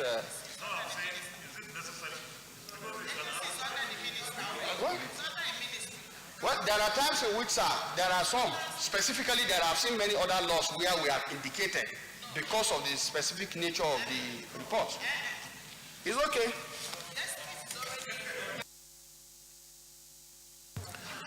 The thing is, if any of us or as an institution if we want or need the report, we can ask the minister, not even the agency itself. We can ask the minister, but if we say it's statutorily giving us the report, I think maybe that will be over legislation, I don't know. But it depends. So, but I think it's not totally necessary. But if anybody wants to second that, yeah, okay. So clause 31 is on page 48. Power to investigate and impose fine. Those in favor of clause 31, clause 32, meteorological orders, clause 33, clause 34, clause 35 on page 52. Stand part of the bill say aye. Those against say nay, the ayes have it. Clause 36 is on page 54. Clause 37, clause 38, clause 39, and clause 40, conflicts of interest and use of insider information for personal gain, on page 58. Those in favor clauses 36, 37, 38, 39, and 40 stand part of the bill say aye.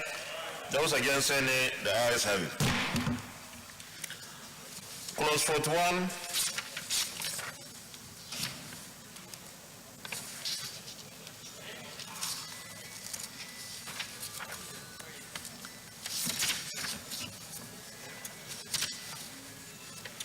Clause 41, jurisdiction, on page 63.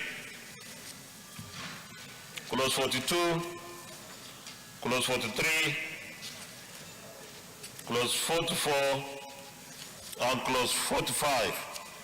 Those in favor of clauses 41, 42, 43, 44, and 45 stand part of the bill say aye.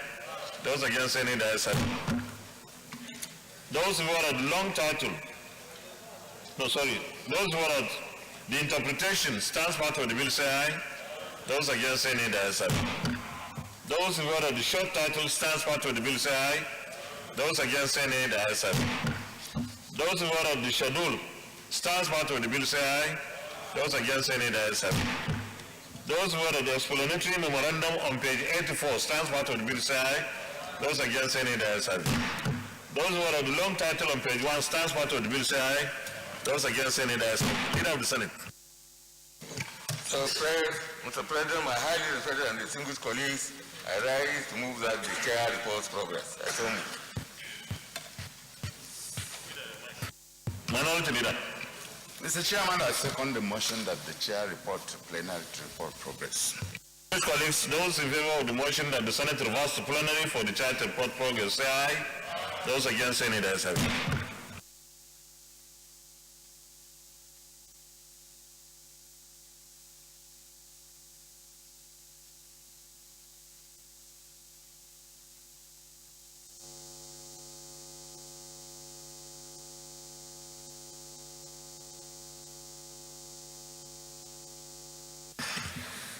Distinguished colleagues, the Senate in the Committee of the Whole considered the report of the Committee on Aviation on the Nigerian Meteorological Agency Act 2003, Repeal and Re-Enactment Bill 2022, and approved as follows. Long title as recommended, clauses as recommended, clause 1 to 45 as recommended, interpretation as recommended, short title as recommended, schedule as recommended, explanatory memorandum as recommended. Is this a true reflection of what transpired in the Committee of the Whole? Leader of the Senate. Mr. President, I rise to move that this will be read the third time. So move. Minority Leader. Mr. President, I second the motion. Distinguished colleagues, those in favor of the motion that the Senate, this will be now read the third time, say aye. Those against say nay, the ayes have it. Clerk of the Senate. Mr. President, distinguished senators, a bill for an act to repeal the Nigerian Meteorological Agency Establishment, ETC Act 2003, and enact the Nigerian Meteorological Agency Act to provide for the regulation of meteorology and for related matters 2022 SB 192, third reading.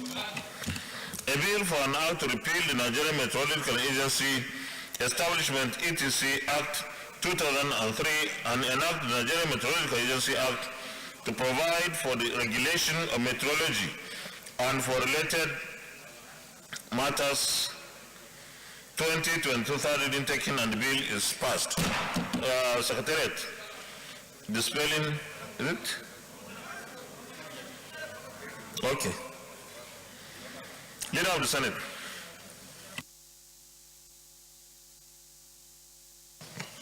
Mr. President, my highly respected and distinguished colleagues, the seventh order of the day is the presentation and consideration of the report of the Committee on Primary Healthcare and Communicable Disease on the National Health Emergency Bill 2022. Distinguished senators will recall that the bill was referred to the committee on Wednesday, 17th February 2021. Mr. President, you may wish to invite distinguished Senator Chikuka Godfrey Utazi, Chairman of the committee, to move a motion for the presentation and consideration of the report. Distinguished Senator Chikuka Utazi, Enugu North. Thank you, Mr. President, distinguished colleagues. I am Senator Chikuka Utazi, and I represent the good people of Enugu North Central District of Enugu State. Mr. President, arise to read the report of the Committee on Primary Healthcare and Communicable Diseases on a bill for an act to provide for an effective national framework for the control of outbreaks of infectious diseases and other events endangering public health and requiring public health emergency measures and for other related matters, SB 413. The Senate of the Federal Republic of Nigeria, at its sitting on Wednesday, 17 February 2021, read the second time a bill for an act to provide for an effective national framework for the control of outbreaks of infectious diseases and other related events endangering public health and requiring public health emergency measures and for other related matters, and refers same to the Committee on Primary Healthcare and Communicable Diseases for further legislative action. The bill was read at the plenary for the first time on 30 June 2020. Objectives. Mr. President, distinguished colleagues, the bill seeks to establish an updated and comprehensive legislative framework providing for the norms, basis for the making of regulations, rules, distinguished, we have to, you should move the motion first. Somebody needs to second it because we are supposed to receive the report. Is it to consider? No, it's to receive and consider. So you only need to move the motion. You have to lay it first. No, but you have to wait for somebody to even second. The senior Senator Christopher Stephen Ekweyon, Akwa Ibom Northwest.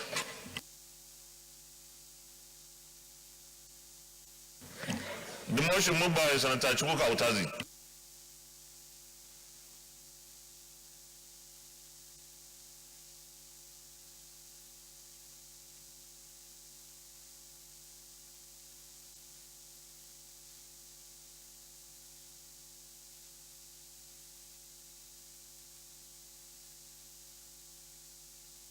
Thank you very much. Distinguished colleagues, those in favor of the motion that the Senate do receive and consider the report of the Committee on Primary Health Care and Communicable Disease on the National Health Emergency Bill 2022, say aye.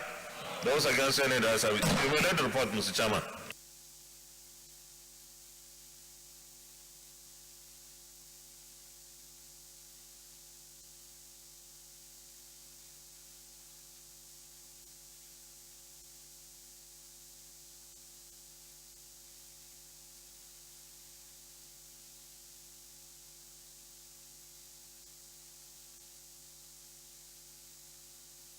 You may present the report, please.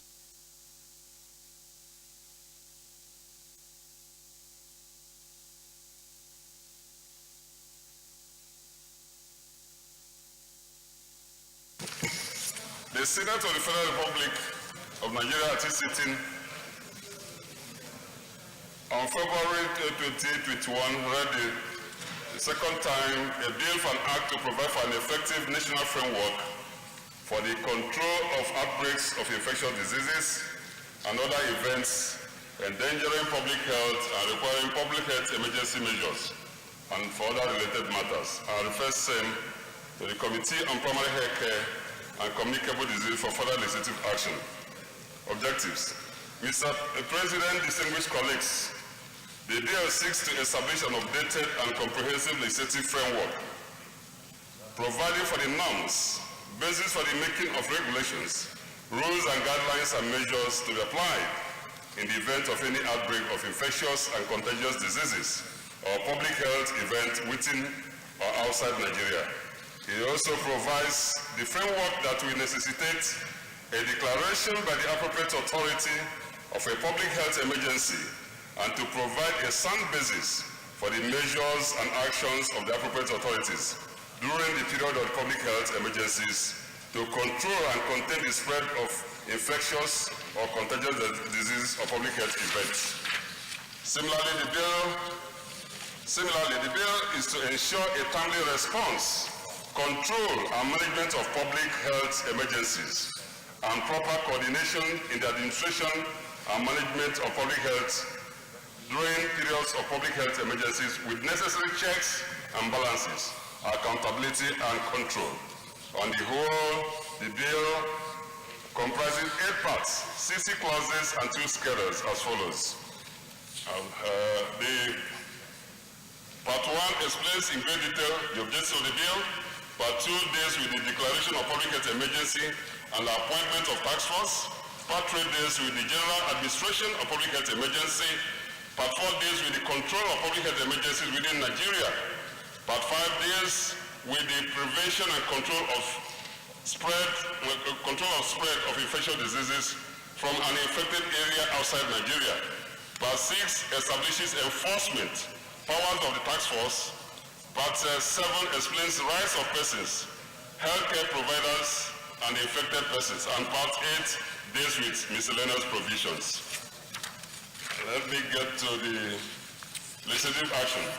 The committee held several meetings, consultations, and retreats in the course of processing this bill and painstakingly analyzed the presentation made at the public hearing. Similarly, the committee further carried out comprehensive reviews with the emphasis on inputs made by stakeholders before it came up with final reports prescribing amendment to a total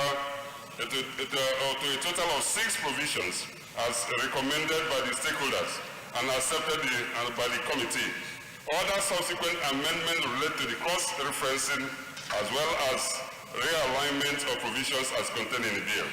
The committee also considered the provisions contained in the existing NCDC Act, Quarantine Acts, and other health acts, principally to avoid conflicts with this bill. Specifically, the provisions that are consistent with the intendment of the bill were retained, and 13 new vital clauses were inserted and renumbered accordingly with a view to enhancing the scope and structure of the bill. The 13 new clauses intended, okay, let me leave this, observations. So, Mr. President, distinguished colleagues, in line with the views canvassed by stakeholders and members of the public at the public hearing sessions, as well as subsequent analysis of the presentations vis-à-vis the provisions of the bill, the committee hereby observed as follows: that the intendment of the bill is laudable and commendable, as this passage by the Senate will address the challenges posed by any sudden outbreak of infectious diseases endangering public health in Nigeria. 2, that all stakeholders were in total support of the passage of the bill, as there was no dissenting voice to the passage of the bill. 3, that the passage of this bill will no doubt ensure timely response to the treatment and prevention of the spread of infectious diseases during the periods of public health emergencies. Finally, that the bill is not only timely, but desirable. Recommendation. After a thorough evaluation and analysis of submissions on the proposed legislation, the committee hereby recommends that the Senate do approve the recommendations of the committee on a bill for an act to provide for an effective national framework for the control of outbreaks of infectious diseases and other events endangering public health and requiring public health emergency measures and for other related matters. Conclusion. This committee wishes to appreciate the entire Senate and its leadership for the opportunity and confidence reposed on us to serve in this capacity. Thank you so much. Any comments? Leader of Committee of the Whole. Mr. President, my highly respected colleagues, I rise to move that this Senate resolves in the Committee of the Whole to consider this report. I so move. Minority Leader. Mr. President, I rise to second the motion. Distinguished colleagues, those in favor of the motion that the Senate resolves into Committee of the Whole to consider the report, say aye. Those against, any the ayes have it.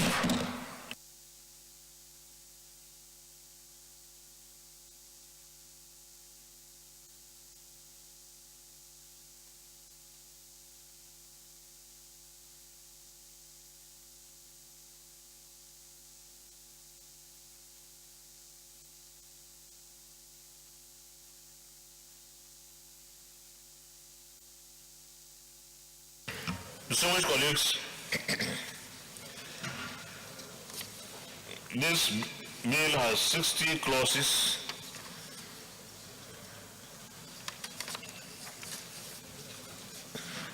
We start with clause 1. Those in favor that clause... Sorry? Observation? Okay, observation. Mr. President, sitting at the chair, my distinguished colleagues, Betty Afiafi. Mr. President, clause 1, objective of the bill. In the original bill, part B of it states that ensure timely response to the treatment and prevention of the spread of infectious diseases. But by the time the bill went through, what is being presented excludes prevention. It says ensure a timely response, control and management of public health emergencies. I'm just wondering why prevention was removed from it, because infectious diseases, it is important for us to have a proper prevention mechanism. I think it's a typographical error. It was just a mistake. Yes, you're for prevention. Yes. Change the character of it. Those in favor that clause 1, clause 2, clause 3, clause 4, clause 5, appointment of task force, stand part of the bill, say aye. Those against, any the ayes have it. Clause 6 is funding on page 11. Those who are at clause 6, clause 7, clause 8, clause 9, and clause 10, responsibility for administration of this act on page 16, stand part of the bill, say aye. Those against, any the ayes have it. Clause 11 is on page 17. Clause 12, clause 13, clause 14, and clause 15 stand part of the bill, say aye. Those against, say nay. The ayes have it. Those who were at the postmortem examination, clause 16 on page 21, clause 17, clause 18, clause 19, and clause 20 stand part of the bill, say aye. Those against, say nay. The ayes have it. Those who are at clause 21, isolation of certain persons and animals, on page 25, clause 22, clause 23, clause 24, and clause 25 on page 32, stand part of the bill, say aye. Those against, any that. Those who are at clause 26, control of occupation, trade or business on page 33, clause 27, clause 28, clause 29, and clause 30, stand part of the bill say aye. Those against say nay, the ayes have it. Those in favor of clause 31, protection of international travel and trade, on page 39, clause 32, clause 33, 34, and 35. Stand part of the bill say aye. Those against say nay, the ayes have it. Those who are clause 36 on page 49, clause 37, clause 38, clause 39, and clause 40. Stand part of the bill say aye. Those against say nay, the ayes have it. Those who are clause 41, disclosure of user information by a center to a specified recipient on page 54, clause 42, clause 43, clause 44, and clause 45. Stand part of the bill say aye. Those against say nay, the ayes have it. Those in favor of clause 46 on page 60, privacy and confidentiality, clause 47, clause 48, clause 49, and clause 50 on page 64. Stand part of the bill say aye. Those against say nay, the ayes have it. General penalties, clause 51 on page 65, clause 52, clause 53, clause 54, clause 55. Stand part of the bill say aye. Those against say nay, the ayes have it. Those in favor of clause 56, clause 57, and clause 58, stand part of the bill say aye. Those against say nay, the ayes have it. Those in favor of the short title, stand part of the bill say aye. Those against say nay, the ayes have it. Those in favor of the schedules 1 and 2, stand part of the bill say aye. Those against say nay, the ayes have it. Those in favor of the explanatory memorandum on page 81, stands part of the bill say aye. Those against say nay, the ayes have it. Those in favor of the long title on page 1, stands part of the bill say aye. Those against say nay, the ayes have it. Leader of the Senate. Mr. President, my highly respected colleagues, I rise to move that the chair reports progress.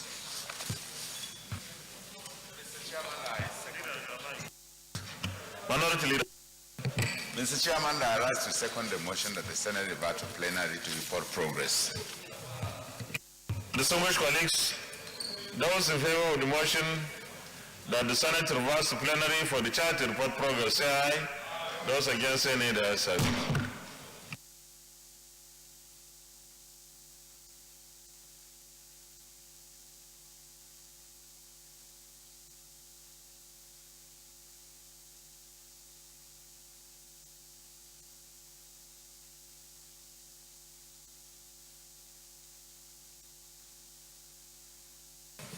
Distinguished colleagues, the Senate in the Committee of the Whole considered the report of the Committee on Primary Health Care and Communicable Diseases on the National Health Emergency Bill 2022 and approved as follows.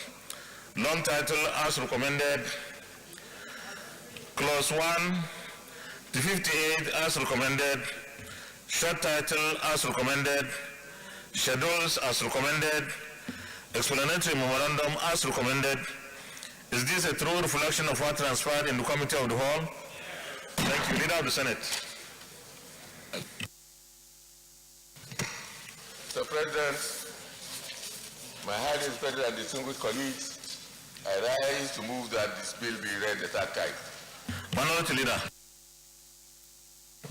Mr. President, I rise to second the motion. Distinguished colleagues, those in favor of the motion that this bill be now read the third time, say aye. Those against, say nay. The ayes have it. Clerk of the Senate. Mr. President, distinguished senators, a bill for an act to repeal the Quarantine Act, CAF Q2, laws of the Federation of Nigeria 2004, and enact the National Health Emergency Act to make provisions for regulating and preventing of introduction into and spread in Nigeria of dangerous infectious diseases and for other related matters 2022 SB 413, third reading. A bill for an act to repeal the Quarantine Act, Cap Q2, laws of the Federation of Nigeria 2004, and enact the National Health Emergency Act to make provisions for the regulating and preventing the introduction into and spread in Nigeria of dangerous infectious diseases and for other related matters 2022, third reading taken, and the bill is passed. Leader of the Senate. Mr. President, my highly respected and distinguished colleagues, the eighth order of the day is the consideration of the report of the Committee on Ethics, Privileges, and Public Petitions. In respect of A, petition from ASU Garba of Wahab Toye and Company on behalf of Crime Free and Peace Initiative against Opara Michael Nachi, Dauda Ibrahim El Ladan, and Adebonjo Ademola Anthony for alleged falsification of records, abuse of powers, and forgery. B, petition from Chief Eina Unegbu KSC on behalf of 73 communities of Obiafu, Soku, Tuboni in River State against the Nigerian Liquefied Natural Gas Limited, NLNG, for refusing to pay compensation for acquiring their land and loss of use of the affected land to pipelines right of way through the communities.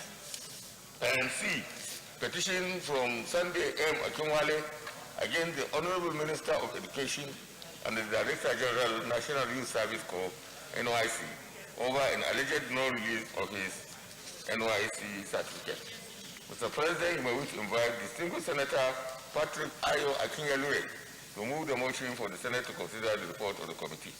Distinguished Senator Patrick Ayo Akinyelure, Ondo Central. Thank you, Mr. President. Distinguished colleagues, I rise to move that the Senate do receive and consider the report of the Committee on Ethics, Privileges, and Public Petitions in respect of one, or A, petition from ASU Gaba of Wahab, Toye and Co. on behalf of the Crime Free and Peace Initiative against Opara Michael Nachi, Dauda Ibrahim El Ladan, and Adebanjo Ademola Anthony for falsification of records, abuse of powers, and forgery.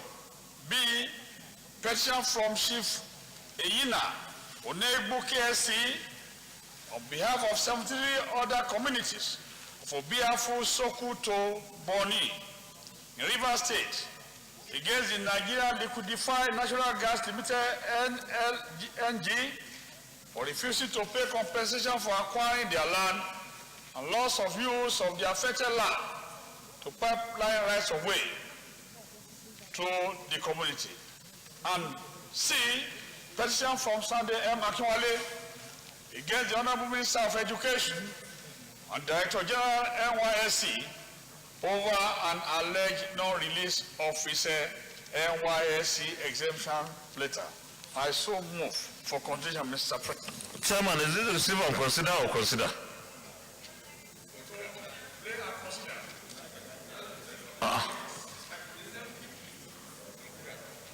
Is it consider or lay and consider? Where are the reports? You didn't lay them before? Okay. I need a seconder. Distinguished Senator Ibrahim Haya Olorogbe, Kwara Central. Thank you, Mr. President, distinguished colleagues. I'm Ibrahim Haya Olorogbe, Kwara Central. I rise to second the motion as moved by the Chairman, Ethics and Privileges, that the Senate do receive and consider the report of Committee on Ethics, Privileges, and Public Petition in respect of the three petitions as stated by the Chairman. I so second. Distinguished colleagues, those in favor of the motion that the Senate do receive and consider the report of the Committee on Ethics, Privileges, and Public Petitions, say aye. Those against, any ayes have it. Chairman, you may lead the report, please.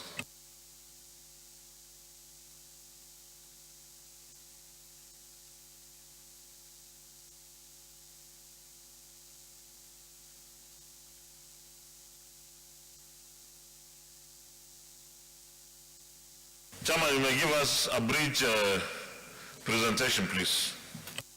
Thank you, Mr. President. Distinguished colleagues, my name remains Senator Aviation, representing Ondo Central. Mr. President, report of Committee on Ethics, Privileges and Public Petitions in respect of a petition from ASU Gaba of Wahab Toye and Co. on behalf of Crime Free and Peace Initiative against Opera Michael Nashi, Dauda Ibrahim El Ladan, and Adebanjo Ademola Anthony for alleged falsification of record, abuse of powers and forgery. Is it our own Michael Nachi?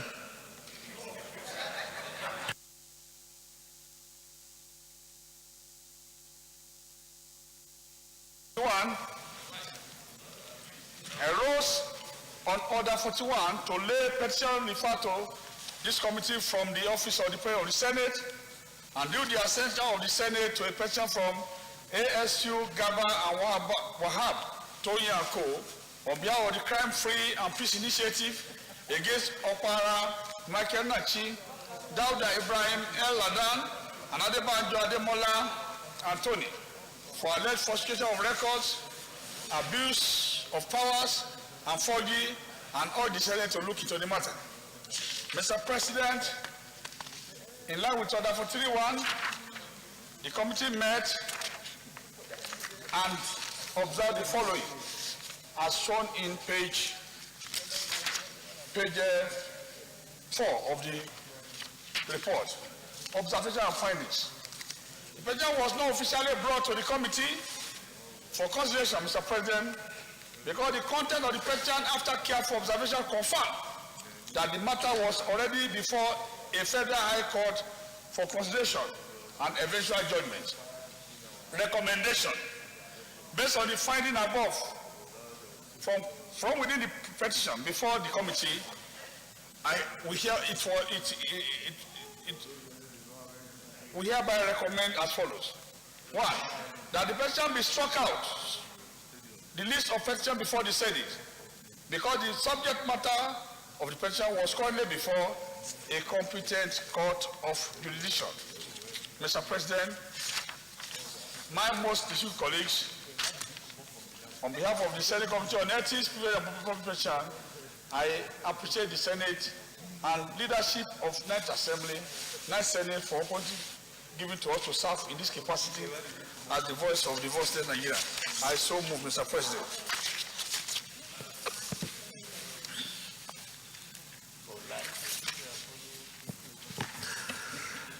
Any comments? Have you presented all the three? I think you can present all the three. Leader, is that okay with you? Okay, so any comments? Okay, let's go to the recommendation. The recommendation is on page 4 of the report. Based on the findings above from within the petition before the committee hereby recommends as follows: that the petition be struck off the list of petitions before the Senate because the subject of the petition was currently before a competent court of the jurisdiction. Those in favor of this recommendation say aye. Those against, any ayes have it. Next report. Thank you, Mr. President. The second report is in respect of the report of Committee on Ethics, Privilege and Public Petitions, in respect of a petition from Chief Enyina Nuebu, KSC, on behalf of 73 communities of Obiafu, Soku to Boni in Rivers State against the Nigerian Liquidified Natural Gas Limited for refusing to pay compensation for acquiring their land and loss of use of affected land to pipeline right-of-way through the community. Preamble. The committee will recall that on Wednesday, 18 December 2019, Rising Under 41 Senator Eyina H. Abalebe, Abia South, drew the attention of the Senate to a petition from his constituent, Chief Eyina Unuebu, KSC, on behalf of the 73 communities of Obiafu, Soku to Boni in Rivers State against the Nigerian Liquefied Natural Gas Limited for refusing to pay compensation for acquiring their land and loss of use of the affected land to pipeline right-of-way through the communities, and urge the Senate to look into the matter. Mr. President, after careful studying the submission of both the respondent and the petitioners, the committee came up with the following observations and findings as contained on page 5.0 of this report. 5.0 observations and findings. After careful studying the presentation made by Chief Eyina Onuebu KSC, the petitioner, and Oyoro Fatai Williams, General Manager External Relations, NLNG, the respondent, the committee observed as follows. 1.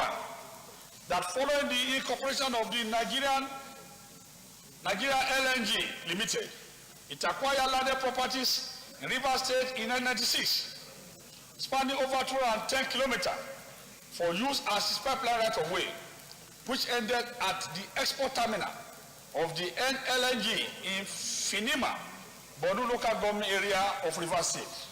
2. That there were over 73 communities and over 200 families whose hitherto agrarian source of livelihood were negatively impacted upon by the said acquisition. 3. That NLNG neither proof nor showed evidence to the committee that it paid compensation to 73 communities for loss of use of land, of their land, to pipeline right-of-way, and that there was no memorandum of understanding, MOU, signed between the communities and the LNG on future obligation in the name of corporate social responsibility with the impacted communities. 4. That there was no evidence that there was evidence that other oil companies, such as Shell Petroleum Corporation Development Company, Total Fina El Petroleum Nigeria Limited, and Deep Oil Corporation, paid compensation for loss of use of land to their host communities. And 5, that the communities were claiming the sum of 18.4 billion, pay compensation for the loss of use of their land as of May 2020. Recommendation. In view of the findings above, the committee hereby recommends as follows. 1. That Senate do urge Nigerian Liquefied Natural Gas Limited to pay compensation of 18 billion 448 million 842,500 naira as adequate compensation due to the 73 communities of United Pipeline host families and Communities Association of Rivers State for loss of use of their land to pipeline right-of-way. And 2, that Senate do urge NLNG to, as a matter of urgency, enter into a memorandum of understanding MOU with the host communities on future obligation by NLNG in form of corporate social responsibility. I so move, Mr. President. Let me ask you 1 or 2 questions. Chairman, both the petitioner and NLNG appeared before the committee, right? Okay. You said in your report, number 3, the findings, that the NLNG didn't show any evidence of payment of compensation. What did they say? This report was referred to our committee since 2019. We invited both of them. No, let's not go to the history. What did the NLNG say about compensation? They say They didn't say anything.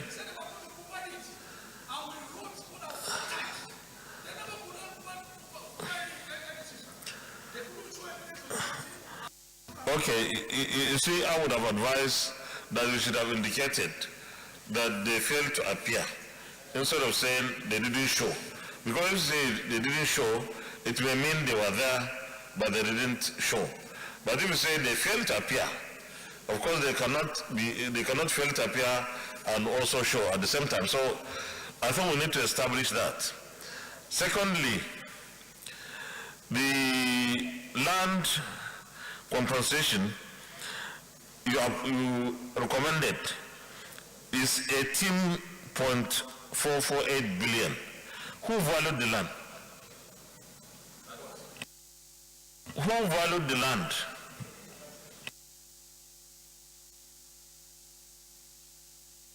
There was a valuation from a valuer claiming from them over the years, and there were no objections. And then they even show evidence of other communities whose evaluation were actually done by the same valuer, and all those people were paid. So they were asked to bring evidence. They said bring evidence that you pay this money. No, it's not about payment. They have not paid, at least before they didn't appear. But this 18.448 billion that the committee is recommending for compensation, is it the community that valued the land, or a survey company or something?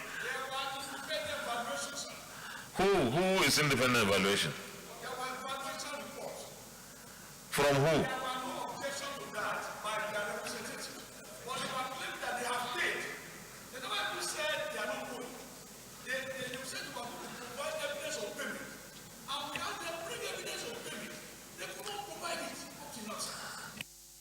Okay, I don't know, I will take comments, but I have an opinion here. The Deputy Chief Whip. Thank you, Mr. President, distinguished colleagues. Aliu Sabi Abdullahi, Niger North. Mr. President, the comment I just want to make with respect to this subject matter is to say that this issue has actually lingered for so long. In the 8th Assembly, I recalled this issue was also considered. And at that time, what I saw, because I was on another assignment when this issue was being discussed by the then committee, and the communities involved, in fact, I think there was even threat of violence at that particular time before they appeared before the committee. Now, the point I want to make here, Mr. President, is to say that what I saw at that time is still what is playing itself now. The extent to which the LNG is not giving cooperation to this committee. And I think this explains perhaps some of the questions you have just asked. And it is very unfortunate that a situation like this, where it is at least out of court, it's not a court, but at least a legislative intervention to restore confidence between host communities and investors. I think it is a bad thing that NLNG was not giving cooperation as it should be. And what I want to say here is perhaps the questions you have asked, for example, are very germane. But to what extent are we also going to condone a situation where an agency or an entity that ought to respect the integrity of this chamber is not doing so? They've not done that in the past assembly, and they are repeating the same shenanigan in this very assembly. This is my only concern, and I believe that perhaps we should find a way around to ensure that we are able to resolve this issue in the best interest of everybody. I think instead of just saying NLNG should go and pay 18 billion, and at the end of the day nothing happens, let's give NLNG one more chance, and this should be by the Senate itself, not our committee. I'm sure NLNG is listening. NLNG should appear within 1 week. Should appear before our committee on ethics, privileges and public petitions with their evidence of compensation If they fail, then the Senate will take a decision on NLNG in this respect. Is that okay? So, do we... No, what we need to do, I think it should be a recommendation. Because that will be our resolution, isn't it?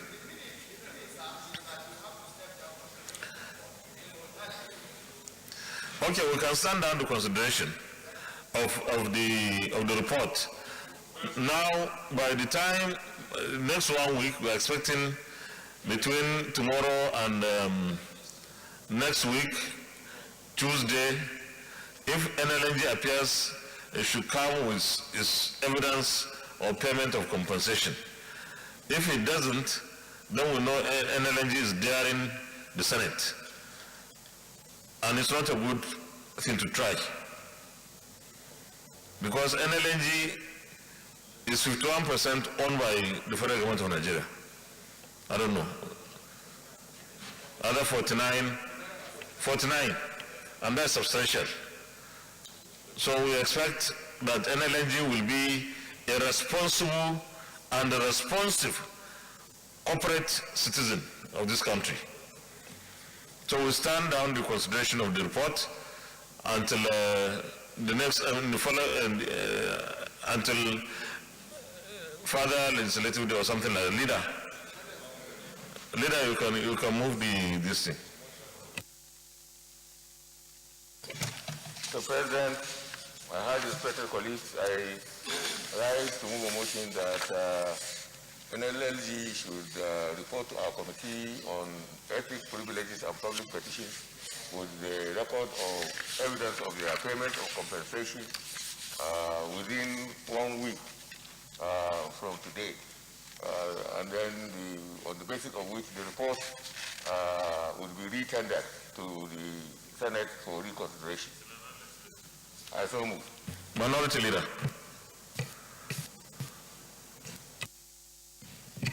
Mr. President, I second the motion that's moved. But those in favor of the motion say aye. Those against say nay. The ayes have it. Secretariat, you write the letter today, please. Because we said 1 week, it should not be at the end of tomorrow. Let it be by tomorrow morning. The letter is with the NLNG. They have an office here in Abuja. The second report, please. Is it the third or second? No, the third and the last. Thank you, Mr. President. The third and final report is a report of committee in respect of question from Sunday M. Akinwale against the Honorable Minister of Education and the Director General Nigerian National Youth Service Corps, NYSC, for alleged non-release of his NYSC exemption letter. The Senate will recall that on 22nd September 2021, I rose on Order 41 to lay petition referred to his committee for this committee from the Office of the President of the Senate and drew the attention of the Senate to a petition from Mr. Sunday M. Akinwale against the Honorable Minister of Education and the Director General National Youth Service Corps for alleged non-release of his NYSC exemption letter and all decided to look into the matter. Mr. President, the distinguished colleague, after hearing from both the respondent and the petitioners, the committee came up with the following observation and findings as contained in 5.0 of our 5.0 of our report on page 7.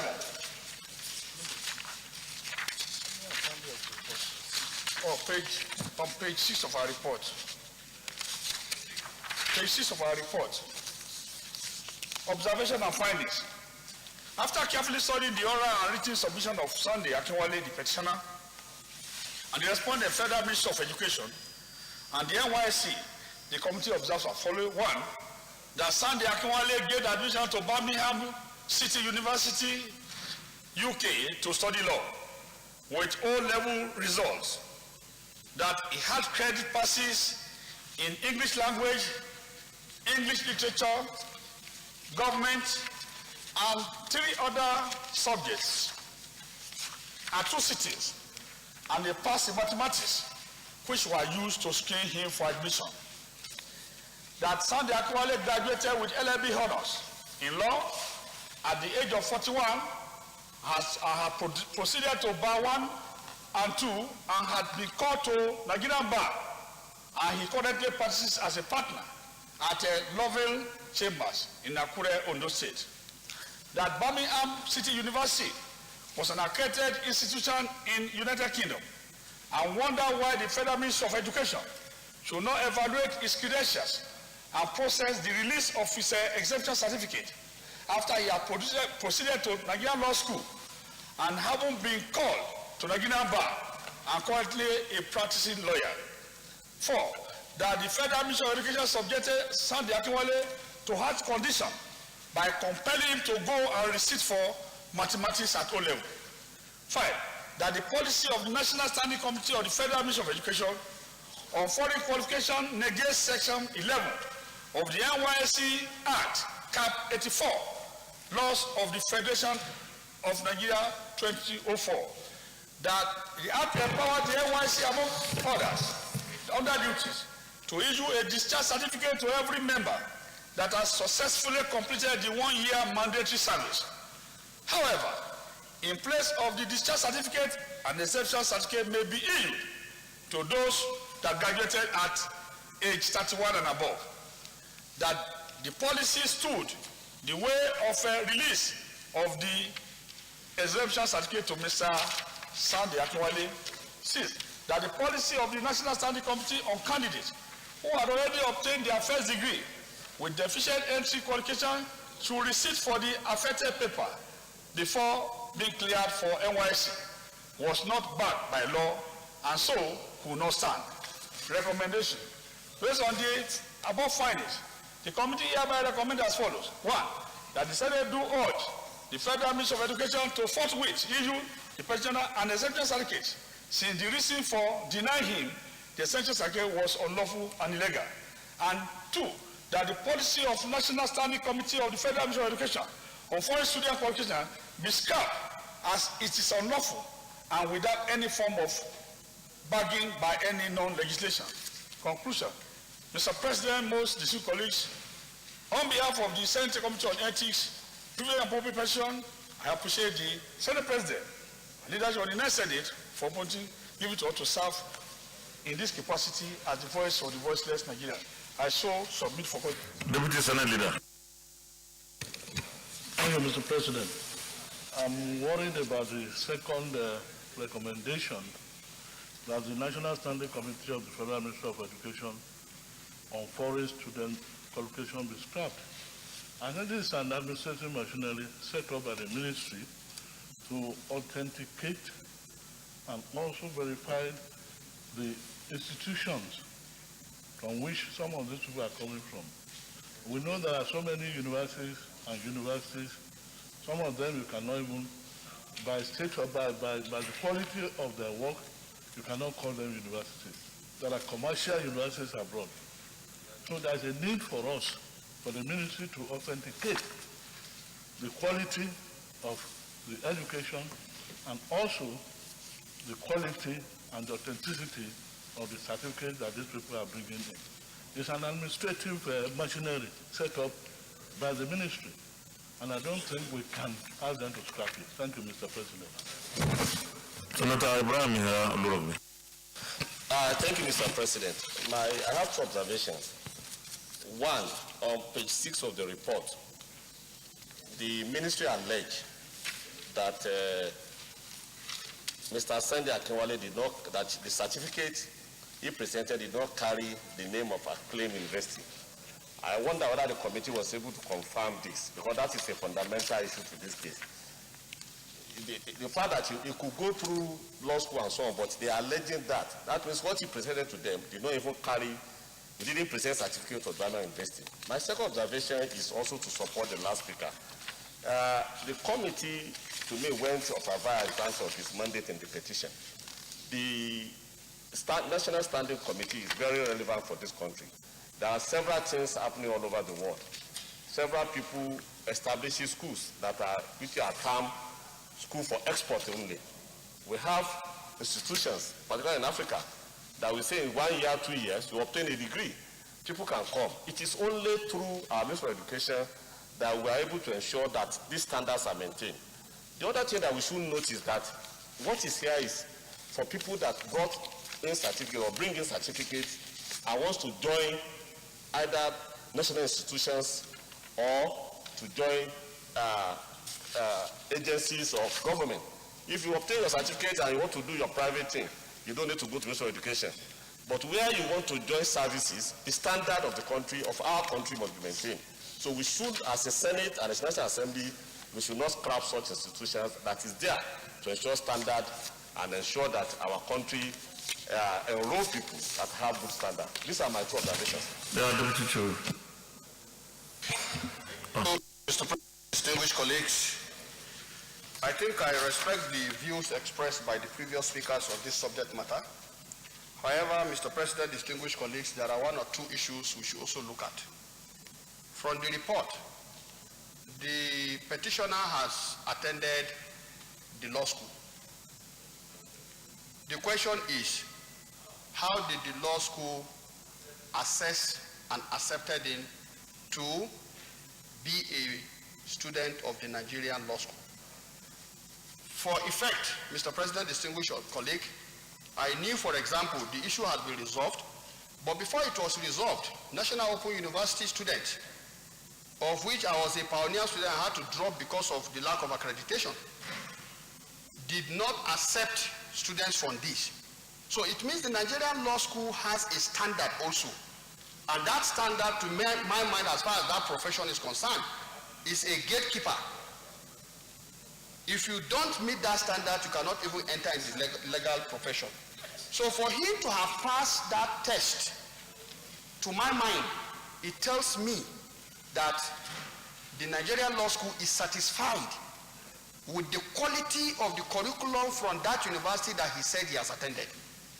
And I think, Mr. President, to say otherwise is to say that the Nigerian law school too does not have a very watertight criteria for admitting people who want to go into the Nigerian law profession.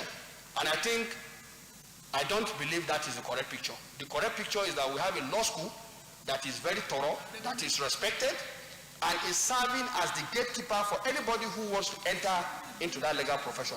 So within this context, Mr. President, I think there is an overreach using the instrument of the Federal Ministry of Education's committee. As much as I don't agree with the recommendation that we should scrap them, perhaps it is to say that there is need for them to review their process and procedure to bring in line with modern developments as far as the issue of universities are concerned. Lastly, Mr. President, distinguished colleagues, I believe we have a system of saying this university and that university are accredited. Have they said that this university is not accredited?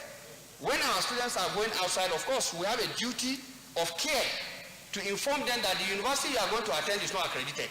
When you come back here, we are not going to accept it. And I believe since the Nigerian law school has accepted them, they wouldn't have accepted them if they are not an accredited institution. So, Mr. President, I want us to tread cautiously with this so that we don't even impugn some very negative connotations to our institutions as they are.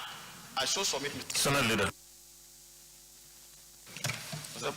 President, my highly respected colleagues, I stand by most of the issues that have been said. But I think that committee, I agree that that committee in the Ministry of Education is not a question of scrapping it, but maybe its modalities should be re-examined. I think there is a protocol between our country and Britain, particularly regarding educational qualifications and attendance of universities. I believe that the committee should have examined within the education protocol that we have with Britain, whether the university has attended is an accredited university in Britain. Once it's accredited by the British government, given the protocols that we have with them, the degree, if genuinely awarded by that university, is also acceptable in Nigeria. Therefore, I think the issue is that this Senate owes it a duty to ask that committee in the Ministry of Education to re-examine its procedure and admit the person by giving him NYSC executive certificate because he has already passed the age of serving in the NYC. I so submit. Okay, we go to the recommendations, please. Recommendation 1, that the Senate do urge the Federal Minister of Education to forthwith issue the petitioner an exemption certificate, since the reason for denying him the exemption certificate was unlawful and illegal. Those in favor of this recommendation say aye. Those against any say no. Recommendation 2, that the policy of the National Standing Committee of the Federal Ministry of Education on foreign students' qualifications be scrapped, as it is unlawful and without any form of backing by any non-legislation. Do you want to withdraw this amendment? No, not information. We are voting now. It's either we remove it or we amend it. Because we can't say scrap, because there is still supposed to be a useful thing. It's a tool to ensure that we sustain the, okay, amendment. Amendment? Okay, amendment.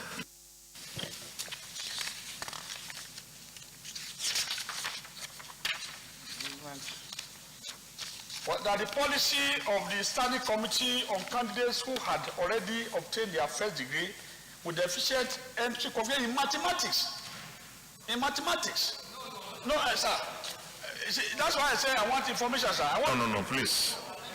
Amendment, Deputy Chief Whip. Thank you, Mr. President. That the policy of the National Standing Committee of the Federal Ministry of Education on foreign student qualification. I'm trying to bring my own, based on what you have said earlier. I said that the policy of the National Standing Committee of the Federal Ministry of Education on foreign student qualification be considered in the light of existing bilateral education protocol with other countries in deciding the suitability of students' qualification. Because that is what the issue is. If, like based on that protocol, the institution is accredited by the host institution, then you don't need to, go to that hub. You see, I don't know why we are really stressing ourselves on this. Because definitely, because of, in our understanding, a fault or a flaw in their judgment, we can't say scrap them. Otherwise, nobody will exist. But do we need to say something? Really, I think stepping it down is better. And then, our Senator Bellamandia. Thank you, Mr. President. I don't know if the rules permit us to go back to recommendation 1, sir. Because the ministry, sir, the ministry does not issue certificates, sir. Ministry of Education does not issue certificates. Only NYSC. And the recommendation says the ministry should issue certificates. Ministry of Education does not issue NYSC certificates, sir. Only NYSC. Okay. I think the Ministry of Education is the one that controls the universities, right? Through NUC. And they are the ones that say the universities, they will put names of those who will go graduate and go for NYC. Maybe that is where their relevance comes in. I think we are looking at the second prayer, the second recommendation. Can we do away with it and have some peace? Okay. In view of the controversy on recommendation 2, I humbly step it down. Okay, thank you very much. I will urge our committee on education, especially the tertiary institutions and TED fund, to maybe engage with the Ministry of Education, particularly this committee, and of course let them know the problem that happened and what is the problem with them. I think it's something they can do out of their normal oversight. Thank you very much, distinguished colleagues. This is the last item, and I'm sure that we have done enough for today. Leader of the Senate. Mr. President, my highly respected and distinguished colleagues, I rise to move a motion that having concluded the proceedings of the order paper today, I rise to move a motion that the Senate do adjourn until Tuesday, 1st February 2022 at 10 a.m. prompt. I so move. Minority Leader. Mr. President, I rise to second the motion that's moved. Distinguished colleagues, I have two announcements before I put the question.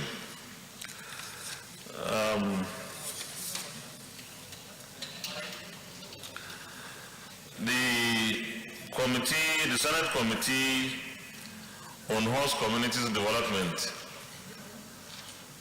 has its membership constituted.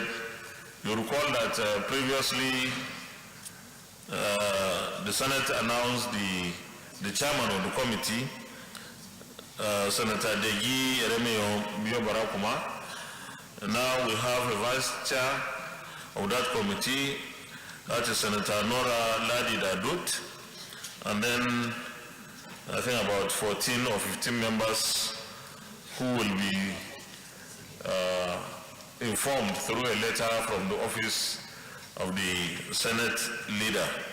This is a very important committee in the light of the PIA, and indeed we expect that this committee will hit the ground running to ensure that our host communities where oil and gas are exploited receive the best deal available, and where funds will be made available for the host community development, that such funds are prudently, efficiently, and effectively utilized for the benefit of our people in those areas. For this, those in favor of the motion that the Senate do adjourn till February 1st, Tuesday, 1st of February 2022 at 10 a.m. from say aye. Those against say nay.